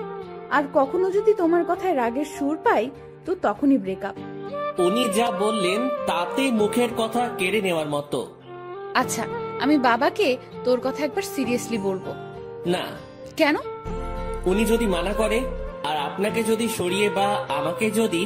বন্ধুত্বের উপর বিশ্বাস রাখ। ইরা আমাকে ছেড়ে দিল, সেও বেশ চিন্তিত। সাথে আমি ওই পরিস্থিতির সময় শুধু তার কথাই ভাবছিলাম, অন্য কোনো কিছুই মাথায় আসছিল না। দুপুরে ইরাকে দেখতে আসলো, দেখে চলে গেল। হয়তো তারা পছন্দ করেছে, পছন্দ না করে উপায় নেই। রুমে বসে হতাশ হওয়া ছাড়া আমার কোনো উপায় ছিল না। ইরা সেই যে বেরিয়ে গেছে, আর রুমে আসার নাম নেই। আমিও বাইরে যাওয়ার সাহস পাচ্ছি না। দুপুরে শুধু বাড়ির কাজের মেয়েটা খাবার দিয়ে চলে যায়। আমার এমন অবস্থা মনে হচ্ছে কোনো কারাগারে আছি, বাইরে বেরোনোর কোনো পথ নেই। সন্ধ্যায় ইরা রুমে আসলো। উনি আসতে না আসতেই আমিও তার রুমে গেলাম। আর গিয়ে যা শুনলাম সেটা আমি কখনোই ভাবিনি। উনি বলতে শুরু করলেন, বাবার ছোটবেলার বন্ধুর সাথে আমার বিয়ে ঠিক করেছে। ওনারা আমাকে দেখে পছন্দ করেছে। আজ ওনাদের যে হাসি মুখ দেখলাম সেটা আমি ভাঙতে পারবো না। কথাটা শুনে বুকের ভেতরটা কেমন যেন আটকে গেল। মনে হলো বুকে পাথরের ভর করছে। শুনেছি বুক ভার হলে চোখে পানি চলে আসে। আমি কোন রকম চোখের পানি সামলিয়ে বললাম, সমস্যা নেই, আপনি যেটা করেন। তুই আমার উপর রাগ করলি তাই না? আরে না, আপনার সিদ্ধান্তে আমি খুব খুশি। পরিবারের কথা চিন্তা করে সব করতে হয়। তোমার কথায় কান্নার আওয়াজ পাচ্ছি। আরে না, কি যে বলেন, কান্না করব কেন? আমি রাজি হওয়াতে আমার বাবা যে খুশি হয়েছে সেটা আমি তার চোখ মুখ দেখেই বুঝেছি। আচ্ছা আপনি করেন, আপনি রেস্ট নেন, আমি আমার রুমে যাই। ইরা কিছু বলল না, চুপ করে বসে থাকলো। হয়তো আমার কথাও সে ভাবছে। আমি রুমে এসে আর কি করব? ছেলেদের তো আওয়াজ করে কান্না করতে নেই, লোকে খারাপ বলবে। রুমের মধ্যে কিছুক্ষণ থাকলাম, ভালো লাগলো না। বাসার ছাদের দিকে রওনা দিলাম। আমি কখনো যাইনি এই বাসার ছাদে, এই প্রথম যাচ্ছি। ছাদে পৌঁছে এক করে চুপটি করে দাঁড়িয়ে আছি। ভাবছি ম্যামের কাছ থেকে বিদায় নিয়ে চলে যাব, কারণ এ কষ্ট সহ্য করার মতো না, আমি সহ্য করতে পারছি না। হঠাৎ ছাদে কারো উপস্থিতি টের পেলাম। একটা লোক আমার দিকে এগিয়ে আসছে। কাছে আসতেই তার ফেস দেখে বুঝলাম এটা ইরার কাকা। এই শীতে এত রাতে ছাদে কি করিস? না মানে এমনি বাতাস খেতে আসছিলাম একটু। কি এই শীতে বাতাস? রুমে বসে ভালো লাগছিল না, তাই আর কি। বেশ চালাক তুই। ভাবছি কি চালাকি করলাম। আমার কথা সোজা উত্তর দিবি। জি স্যার। ইরাকে ভালোবাসিস? কি বলবো বা কি বলা উচিত? সত্যিটা কি বলবো? আবার আমার কোনো বিপদ আসবে না তো? সত্যিটাই বলবো, যা হবার হবে। ভালোবাসি। এই জন্যই তোকে চালাক বলছি। তো কতদিন হলো তোদের রিলেশনের? কয়েক ঘন্টা। মানে? আজ সকালে উনাকে ভালোবাসার কথা বলেছি। তো সে কি বলছে? প্রথমে হ্যাঁ বলেছিল, তারপর? ছেলেপক্ষ দেখে যাওয়ার পর আমাকে মানা করে দেয়। কেন? উনি এই বিয়েতে রাজি হওয়ায় আপনারা বাসার সবাই খুশি হয়েছেন অনেক। আপনাদের হাসি মুখ দেখে এসে উনি আমাকে মানা করে।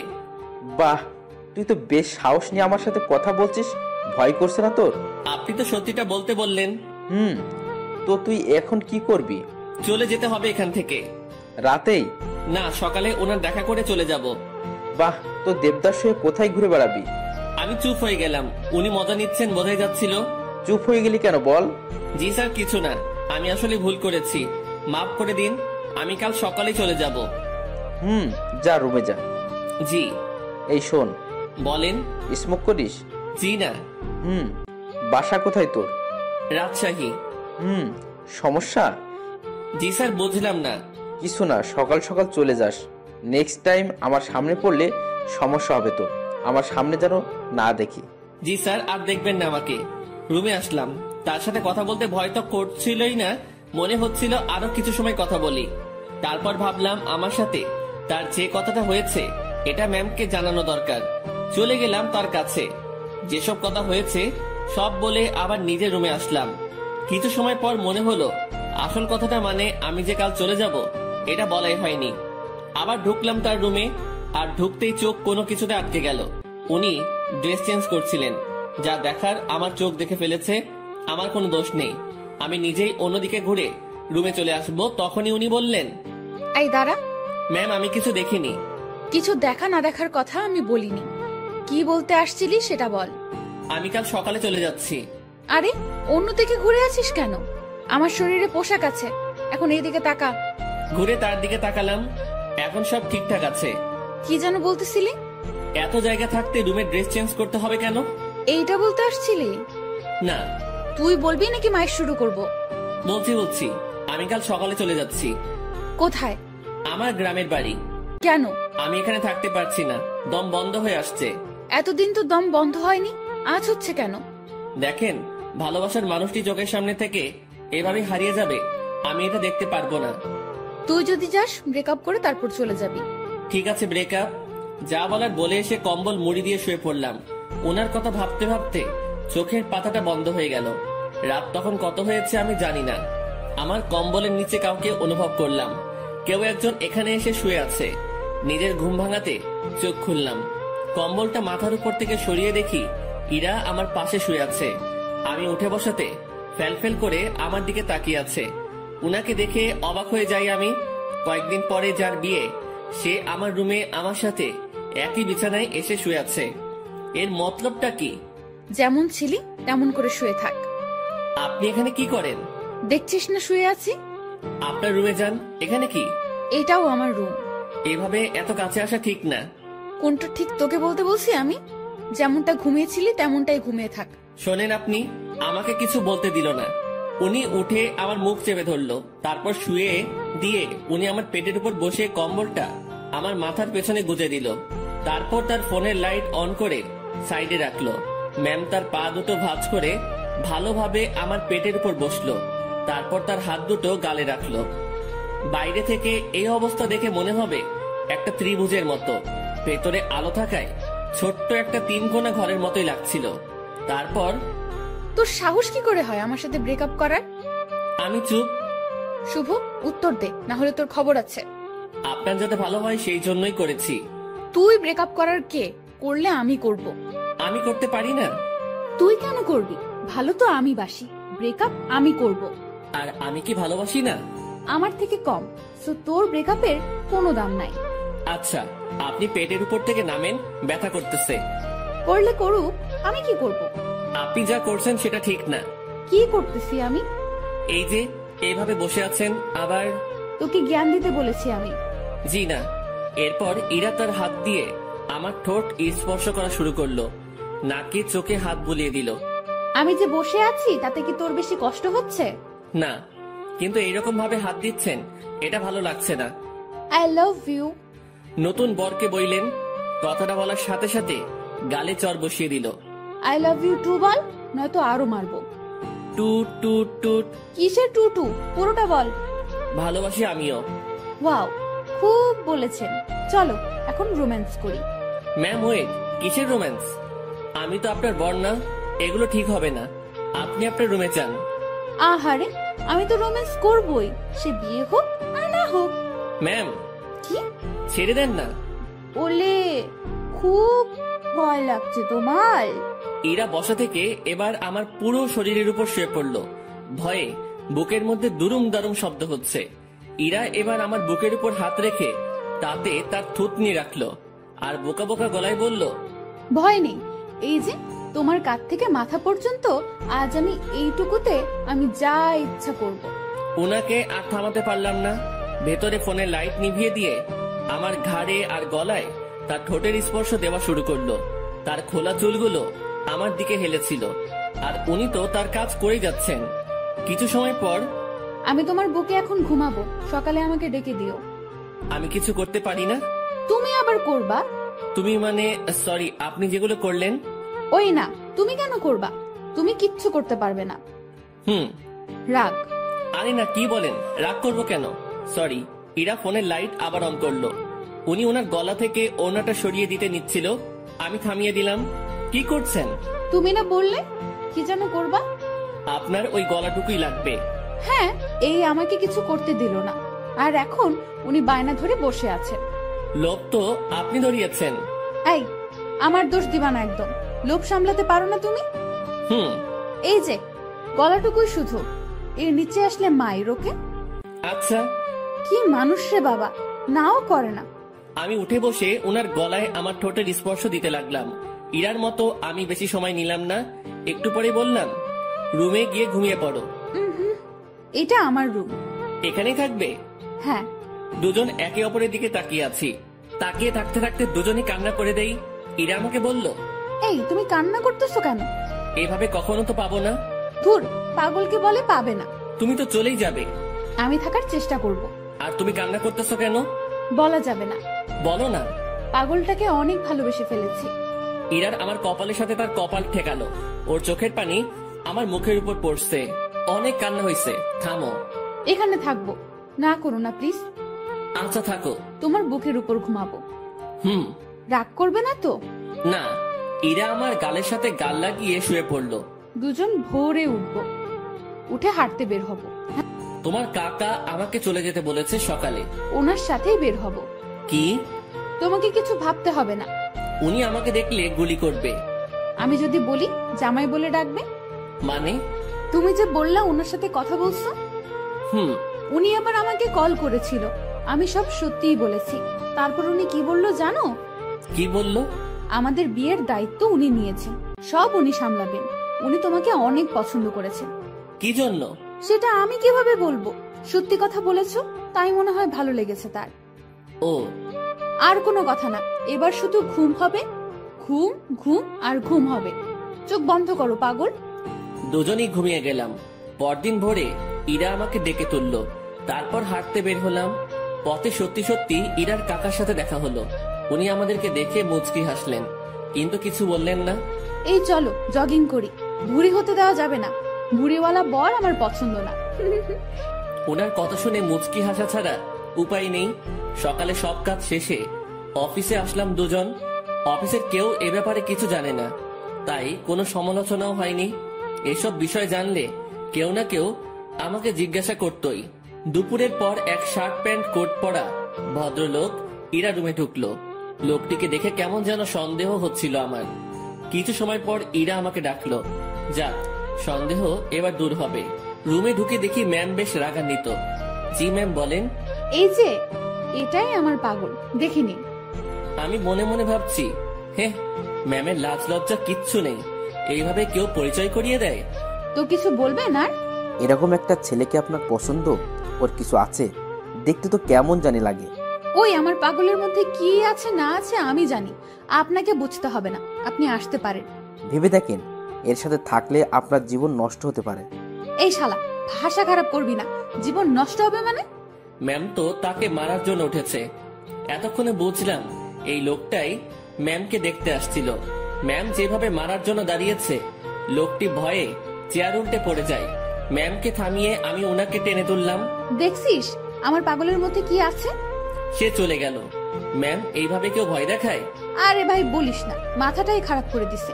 আমি কত বুঝালাম, বুঝলোই না। আমি বাইরে চলে আসছি। ম্যাম তখন পেছন থেকে ডাকলো। ওই আমার পাগল। জি ম্যাম বলেন। উনি মুচকি হেসে বললেন, কিছু ফাইল কপি করতে হবে, একটু সাহায্য করবেন? আমি করে দিচ্ছি। আরে আমার রুমের মেশিনে কালি নেই, তুমি ম্যানেজারের রুম থেকে বের করে নিয়ে আসো। আচ্ছা। ইরা ফাইলগুলো আমার হাতে দিল।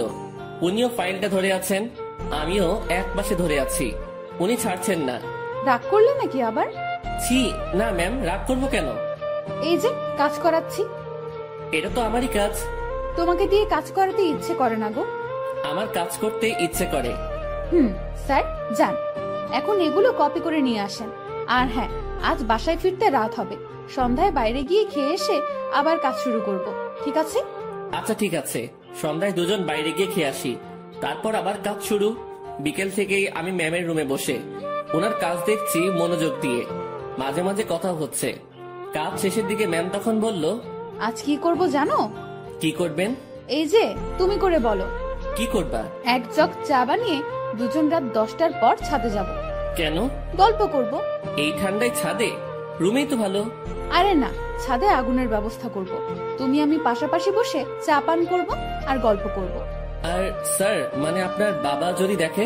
ও পাগল রে পাগল, কাকা তো বাবাকে সব বলে দিয়েছে। বাবা আবার তার বন্ধুকে মানা করে দিয়েছে।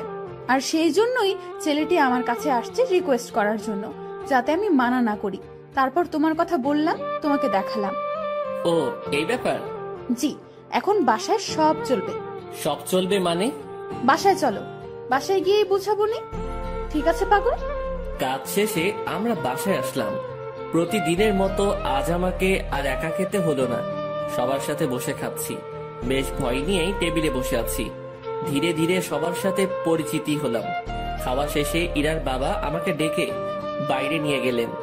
দেখো, বাসার সবাই তোমাকে মেনে নিচ্ছে, শুধু আমি বাদে। এর পেছনে কারণও আছে। তুমি সামান্য একটা মানুষ, কত বড় ফ্যামিলির দিকে হাত বাড়িয়েছো সেটা খেয়াল করেছো? ধরো কাল তোমাদের বিয়ে দিয়ে দিলাম, তারপর আমার মেয়েকে নিয়ে উঠাবে কোথায়? স্যার, বেয়াদবি মনে না নিলে একটা কথা বলি। বলো। আপনার মেয়ে বলেছে ও কাজ করে খাওয়াবে কিছুদিন, এর মাঝে আমিও কিছু একটা করে ফেলতে পারবো ওর সাহায্যে। আমরা এমনটাই ভেবেছি। ও, বউয়ের হাতের কামাই খাবে? না, বন্ধুর হাতের কামাই খাবো। মুখের উপর কথা বলছো। আমি তো বলেই নিলাম, কিছু মনে করবেন না। ওকে, 2 দিন পর তোমাদের বিয়ে। সমাজের নিয়ম অনুযায়ী আমার মেয়েকে নিয়ে বাসা থেকে বেরিয়ে যাবে। কোথায় যাবে সেটা আমি জানি না। ওকে? জি স্যার। কথাটা ইরাকেও জানিয়ে দিও। জি। ইরার বাবা আমাদের উপর বেশ রেগে আছেন। রাগাটাই স্বাভাবিক, যা কাজ করেছি। বাইরে দেরি না করে ইরার কাছে গেলাম, গিয়ে কথাগুলো বললাম। এত তাড়াতাড়ি বিয়ে? ভাবলাম মাসখানেক একটু প্রেম টেম করবো, এখানে ওখানে ঘুরতে যাব, সেগুলো মনে হয় আর হবেই না। বিয়ের জন্য প্রস্তুতি নিতে হবে। হ্যাঁ, আগে তো বাসা ঠিক করতে হবে। তুই বেটা এত টেনশন নিতেছিস কেন? তুই বাবাকে বলেছিস বন্ধুকে বিয়ে করতেছিস, তাই না? হুম। তো তোর বন্ধু থাকতে এত টেনশন কেন? শোন, আমি একটা ফ্ল্যাট কালকের মধ্যে কিনে নেব। আর হ্যাঁ, সংসার করতে অনেক কিছু প্রয়োজন, সেগুলোও কিনতে হবে। হুম। বিয়ের পর সংসারে তুমি আমি 50-50 খরচ দিব। আমি এত টাকা কই পাবো? ও হ্যাঁ, তাও তো একটা কথা। আচ্ছা শোন, উপায় একটা বের করেছি। আমি দিব 80% আর তুই 20%। আর ভালোবাসা দিবি তুই 99%, আর আমি 1%। কি? না, আপনি আমাকে ভালোবাসবেন না। যদি সংসারে 50-50 খরচ দিতে পারেন, ভালোবাসাটাও তেমনই ভাগ হবে। এটা কোনো কথা? তো নিজেদের মধ্যে রাজনীতি করাটা কি ঠিক? দেখ, আন্দোলন করতে থাক, কাজ হয় কিনা। মনটা একটু নরম করেন। আপনি যদি আমাকে 100% ভালোবাসা দেন, তো ভালোবাসার পিপাসায় আমি তো মারা যাব। ওই মুখে ওসব মারা যাওয়ার কথা আনবি না। জি ম্যাম। যা, রুমে গিয়ে ফ্রেশ হয়ে নে। আচ্ছা। ফ্রেশ হয়ে দরজা লাগিয়ে দিলাম, কারণ দরজা খোলা থাকলে আজ আর ঘুমাতে দিবে না। ঘুম প্রায় চলেই আসছে, সেই সময় ডাকাডাকি শুরু করলো। মুখে বিরক্তি নিয়ে দরজা খুললাম। ওই এখনই ঘুমাচ্ছিস কেন? চা রেডি, চল ছাদে যাব। ওকে চলেন। ঘুমের 12টা বেজে গেল। দুজনে গিয়ে ছাদের মাঝখানে কিছু কাঠখড়ি দিয়ে আগুন জ্বালিয়ে নিলাম। ওনার সব কথাই শুনতে হচ্ছে। এদিকে আমার নাজেহাল অবস্থা। নিচে থেকে উপরে এতগুলো কাঠখড়ি আনা, তাও আবার চোখে ঘুম নিয়ে প্রচন্ড রকমের বিরক্ত লাগছিল। আমি আর ইরা আগুনের খুব কাছাকাছি বসলাম। সে আমার শরীর ঘেঁষে বসলো। সে জগ থেকে একটা কাপে চা ঢাললো, তারপর কাপটা আমার হাতে দিয়ে বলল, আগে তুমি খাও, এই পুরোটা না, কিন্তু জাস্ট এক চুমুক, তারপর আমি, তারপর আবার তুমি খাবে। ইরা কথাটা বলে আমার হাতের মধ্যে দিয়ে হাত দিয়ে জড়িয়ে নিল। আমি এক চুমুক খেলাম, আর তারপর উনার মুখে ধরলাম। আমি যে জায়গাটায় ঠোঁট লাগিয়েছিলাম, ঠিক সেখানে সে ঠোঁট লাগিয়ে চা খেলো। খাওয়া শেষে ইরা আমার কাঁধে মাথা রাখলো। ওই একটা গল্প বলো। রুমে গিয়ে বলবো নি? জি না শুভ সাহেব, এখানে বলেন। কি বলবো মাথায় আসছে না। আনরোমান্টিক একটা বর। তোমার কিছু বলতে হবে না, আমিই বলছি শোনো। গান বলবো, ভালোভাবে শুনবা। বলো। আমার কাছে তুমি মানে 7 রাজার ঘর, আমার কাছে তুমি মানে অন্যরকম, আমার কাছে তুমি মানে আমার পোষা পাখি, দিনে রাইতে বুঝিয়া তোমায় আমি দেখি, তোমার কাছে হয়তো বন্ধু আমি কিছু না, তাই তো তোমার স্বপ্নে বন্ধু আমি আসি না। এই ওয়েট, আমি ইরাকে গানের মাঝে থামিয়ে দিলাম। কি হয়েছে, থামালে কেন? তুমি আমার স্বপ্নে আসো তো? আরে গাধা, এটা গানের লাইনে আছে, তাই বলছি। আমি তো জানি তুমি আমাকে কেমন ভালোবাসো। তুমি গানটা পারো? ও দারুণ, তাহলে চলো একসাথে গাই। তারপর থেকে শুরু করলাম। আমি মানে তুমি, আর তুমি মানে আমি। আমার কাছে আমার চেয়ে বন্ধু তুমি দামি। গলা ফাটিয়ে দুজন গান করলাম। আমাদের আওয়াজ শুনে ছাদে ছোট বড় সবাই এসে হাজির। আমরা সবাই গোল হয়ে বসলাম। আগুনটাও বড় করা হলো। তারপর সবাই মিলে আবার গান ধরলাম। রাতটা যে এমন হবে কখনো কল্পনাও করিনি। বাসার সবাই এসেছে, শুধু ইরার বাবা বাদে। আড্ডা শেষে রুমে আসলাম। ইরা তার রুমে গিয়ে ঘুমিয়েছে, আমি আমার রুমে শুয়ে পড়লাম। পরদিন সকালবেলা অফিসে গেলাম দুজন। আগের দিনের মতো ডিউটি করে রাতে বাসায় ফিরলাম। এখন আমি একা রুমে থাকি না, বাসার সবার সাথে আড্ডা দিয়েই কথা বলি। দিন দিন আনন্দগুলো বাড়ছিল। কথায় আছে, আনন্দ সুখ বেশি সময়ের জন্য নয়। সত্যি তাই। ইরার বাবা এসে আমাকে জানিয়ে দিয়ে গেলেন কাল আমাদের বিয়ে, আর কালকে আমাদের বাসা ছাড়তে হবে। আমি আর ইরা বসে বসে ভাবছি কি করা যায়। দোস্ত শোন, এভাবে লাভ নেই, ব্যাগ গুছিয়ে ফেল। তাহলে আমরা কাল চলে যাচ্ছি? হ, যাচ্ছি। অন্য কারোর সাথে বিয়ে হলে তো যেতেই হতো, তাই না? তো ব্যাপারটাকে স্বাভাবিক নেওয়ার দরকার না? হ্যাঁ, ঠিক বলেছেন। এখানে আমার সম্পত্তির দাবি নিয়ে থাকতে পারতাম, বাট ঠিক হবে না। ওসব ব্যাপার নিয়ে কথা না বলাই ভালো। ওনাদের ভালোবাসা নিয়েই আমরা বাসা থেকে চলে যাব, ওটাই আমাদের সম্পত্তি। তো যা, তোর ব্যাগ গুছিয়ে নে। রাতে ব্যাগপত্র গুছিয়ে নিলাম। সকালবেলা আমাদের বিয়ে হলো। আমার পক্ষ থেকে ইরার কাকা মুরব্বি হলেন। বিয়ের সব কাজ শেষে খাওয়া দাওয়া শেষ, এবার আমাদের যাওয়ার পালা। আমরা রাতে প্ল্যান করেছি বিয়ে করি আর যাই করি অফিস মিস দেওয়া যাবে না। এখান থেকে অফিসে যাব, তারপর কারো মাধ্যমে আমরা একটা বাসা ভাড়া নিব। রাতে আমাদের বাসা হবে। ইরা সবার কাছ থেকে হাসি মুখে বিদায় নিচ্ছে। ওকে দেখে মনে হচ্ছে না একটু আগে ওর বিয়ে হয়েছে, আর পরিবার ছেড়ে আমার সাথে চলে যাচ্ছে। আমরা বাড়ির মেইন দরজা পার হতে না হতেই ইরার বাবা আমাদের আটকিয়ে দিল। কোথায় যাচ্ছ তুমি? কোথায় আবার বিয়ে হয়েছে? এখন কি আর একটা বাড়ি আছে আমার? আমার ঠিকানা তো এখন শ্বশুর বাড়ি, সেখানেই যাচ্ছি। এই বাড়িটাই তো তোমার। যতই আমার হোক, আমি তো এখানে থাকবো না। তুমি আমার উপর রেগে আছো? না, রাখবো কেন? তো চলে যাচ্ছ কেন আমাদের ছাড়া? তুমি তো যেতে বলেছ। কোথাও যেতে হবে না, আমি শুধু তোমাদের ভালোবাসাটা পরীক্ষা করে দেখলাম। কথাটা বলা মাত্রই ইরা তার বাবাকে জড়িয়ে ধরে কান্না করলো। পরে আমরা দুজন জানতে পারলাম এটা তাদের একটা প্ল্যান ছিল। কান্নাকাটি শেষে আমরা আমাদের রুমে ফিরে আসলাম। তখনই অফিসে যেতে চাইছিলাম, সবাই ধরে আমাদেরকে উপরে পাঠিয়ে দিয়েছে। যাক, এখন থেকে আমি দুষ্টামি করতে পারবো।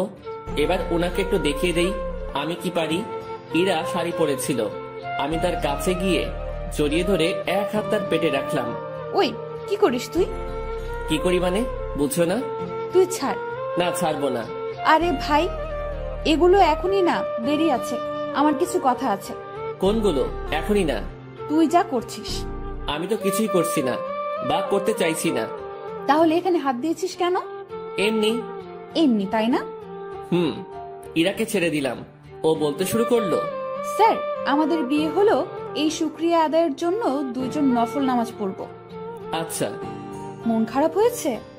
কই না। দেখতে পাচ্ছি। মনে মনে আমার সাথে ব্রেকআপ করলা নাকি? না, কি বলো? বুঝি, আমি সবই বুঝি। ইরা আবার আমার কাছে আসলো। চোখ বন্ধ করো। আমি চোখ বন্ধ করলাম। যেখানে হাতটা দিয়েছিলে সেখানে হাতটা রাখো, তবে এদিক সেদিক নিয়ে যেও না যেন, কারণ বাকি জায়গায় তোমার স্পর্শগুলো আমি ভিন্নভাবে নিতে চাই। বুঝেছি। ঠোঁটে চুমু দে। দাও। দিব না। কেন? পচা তুমি, তাই। আমি কি করলাম? আমাকে আমার বাবা মার কাছ থেকে চুরি করেছো। আচ্ছা, তাহলে তাদের জিনিস ফেরত দিয়ে আমি চলে যাই? এই না। কেন? কারণ আমি চোরের প্রেমে আহত। দুজন মুচকি হেসে একে অপরকে জড়িয়ে ধরলাম।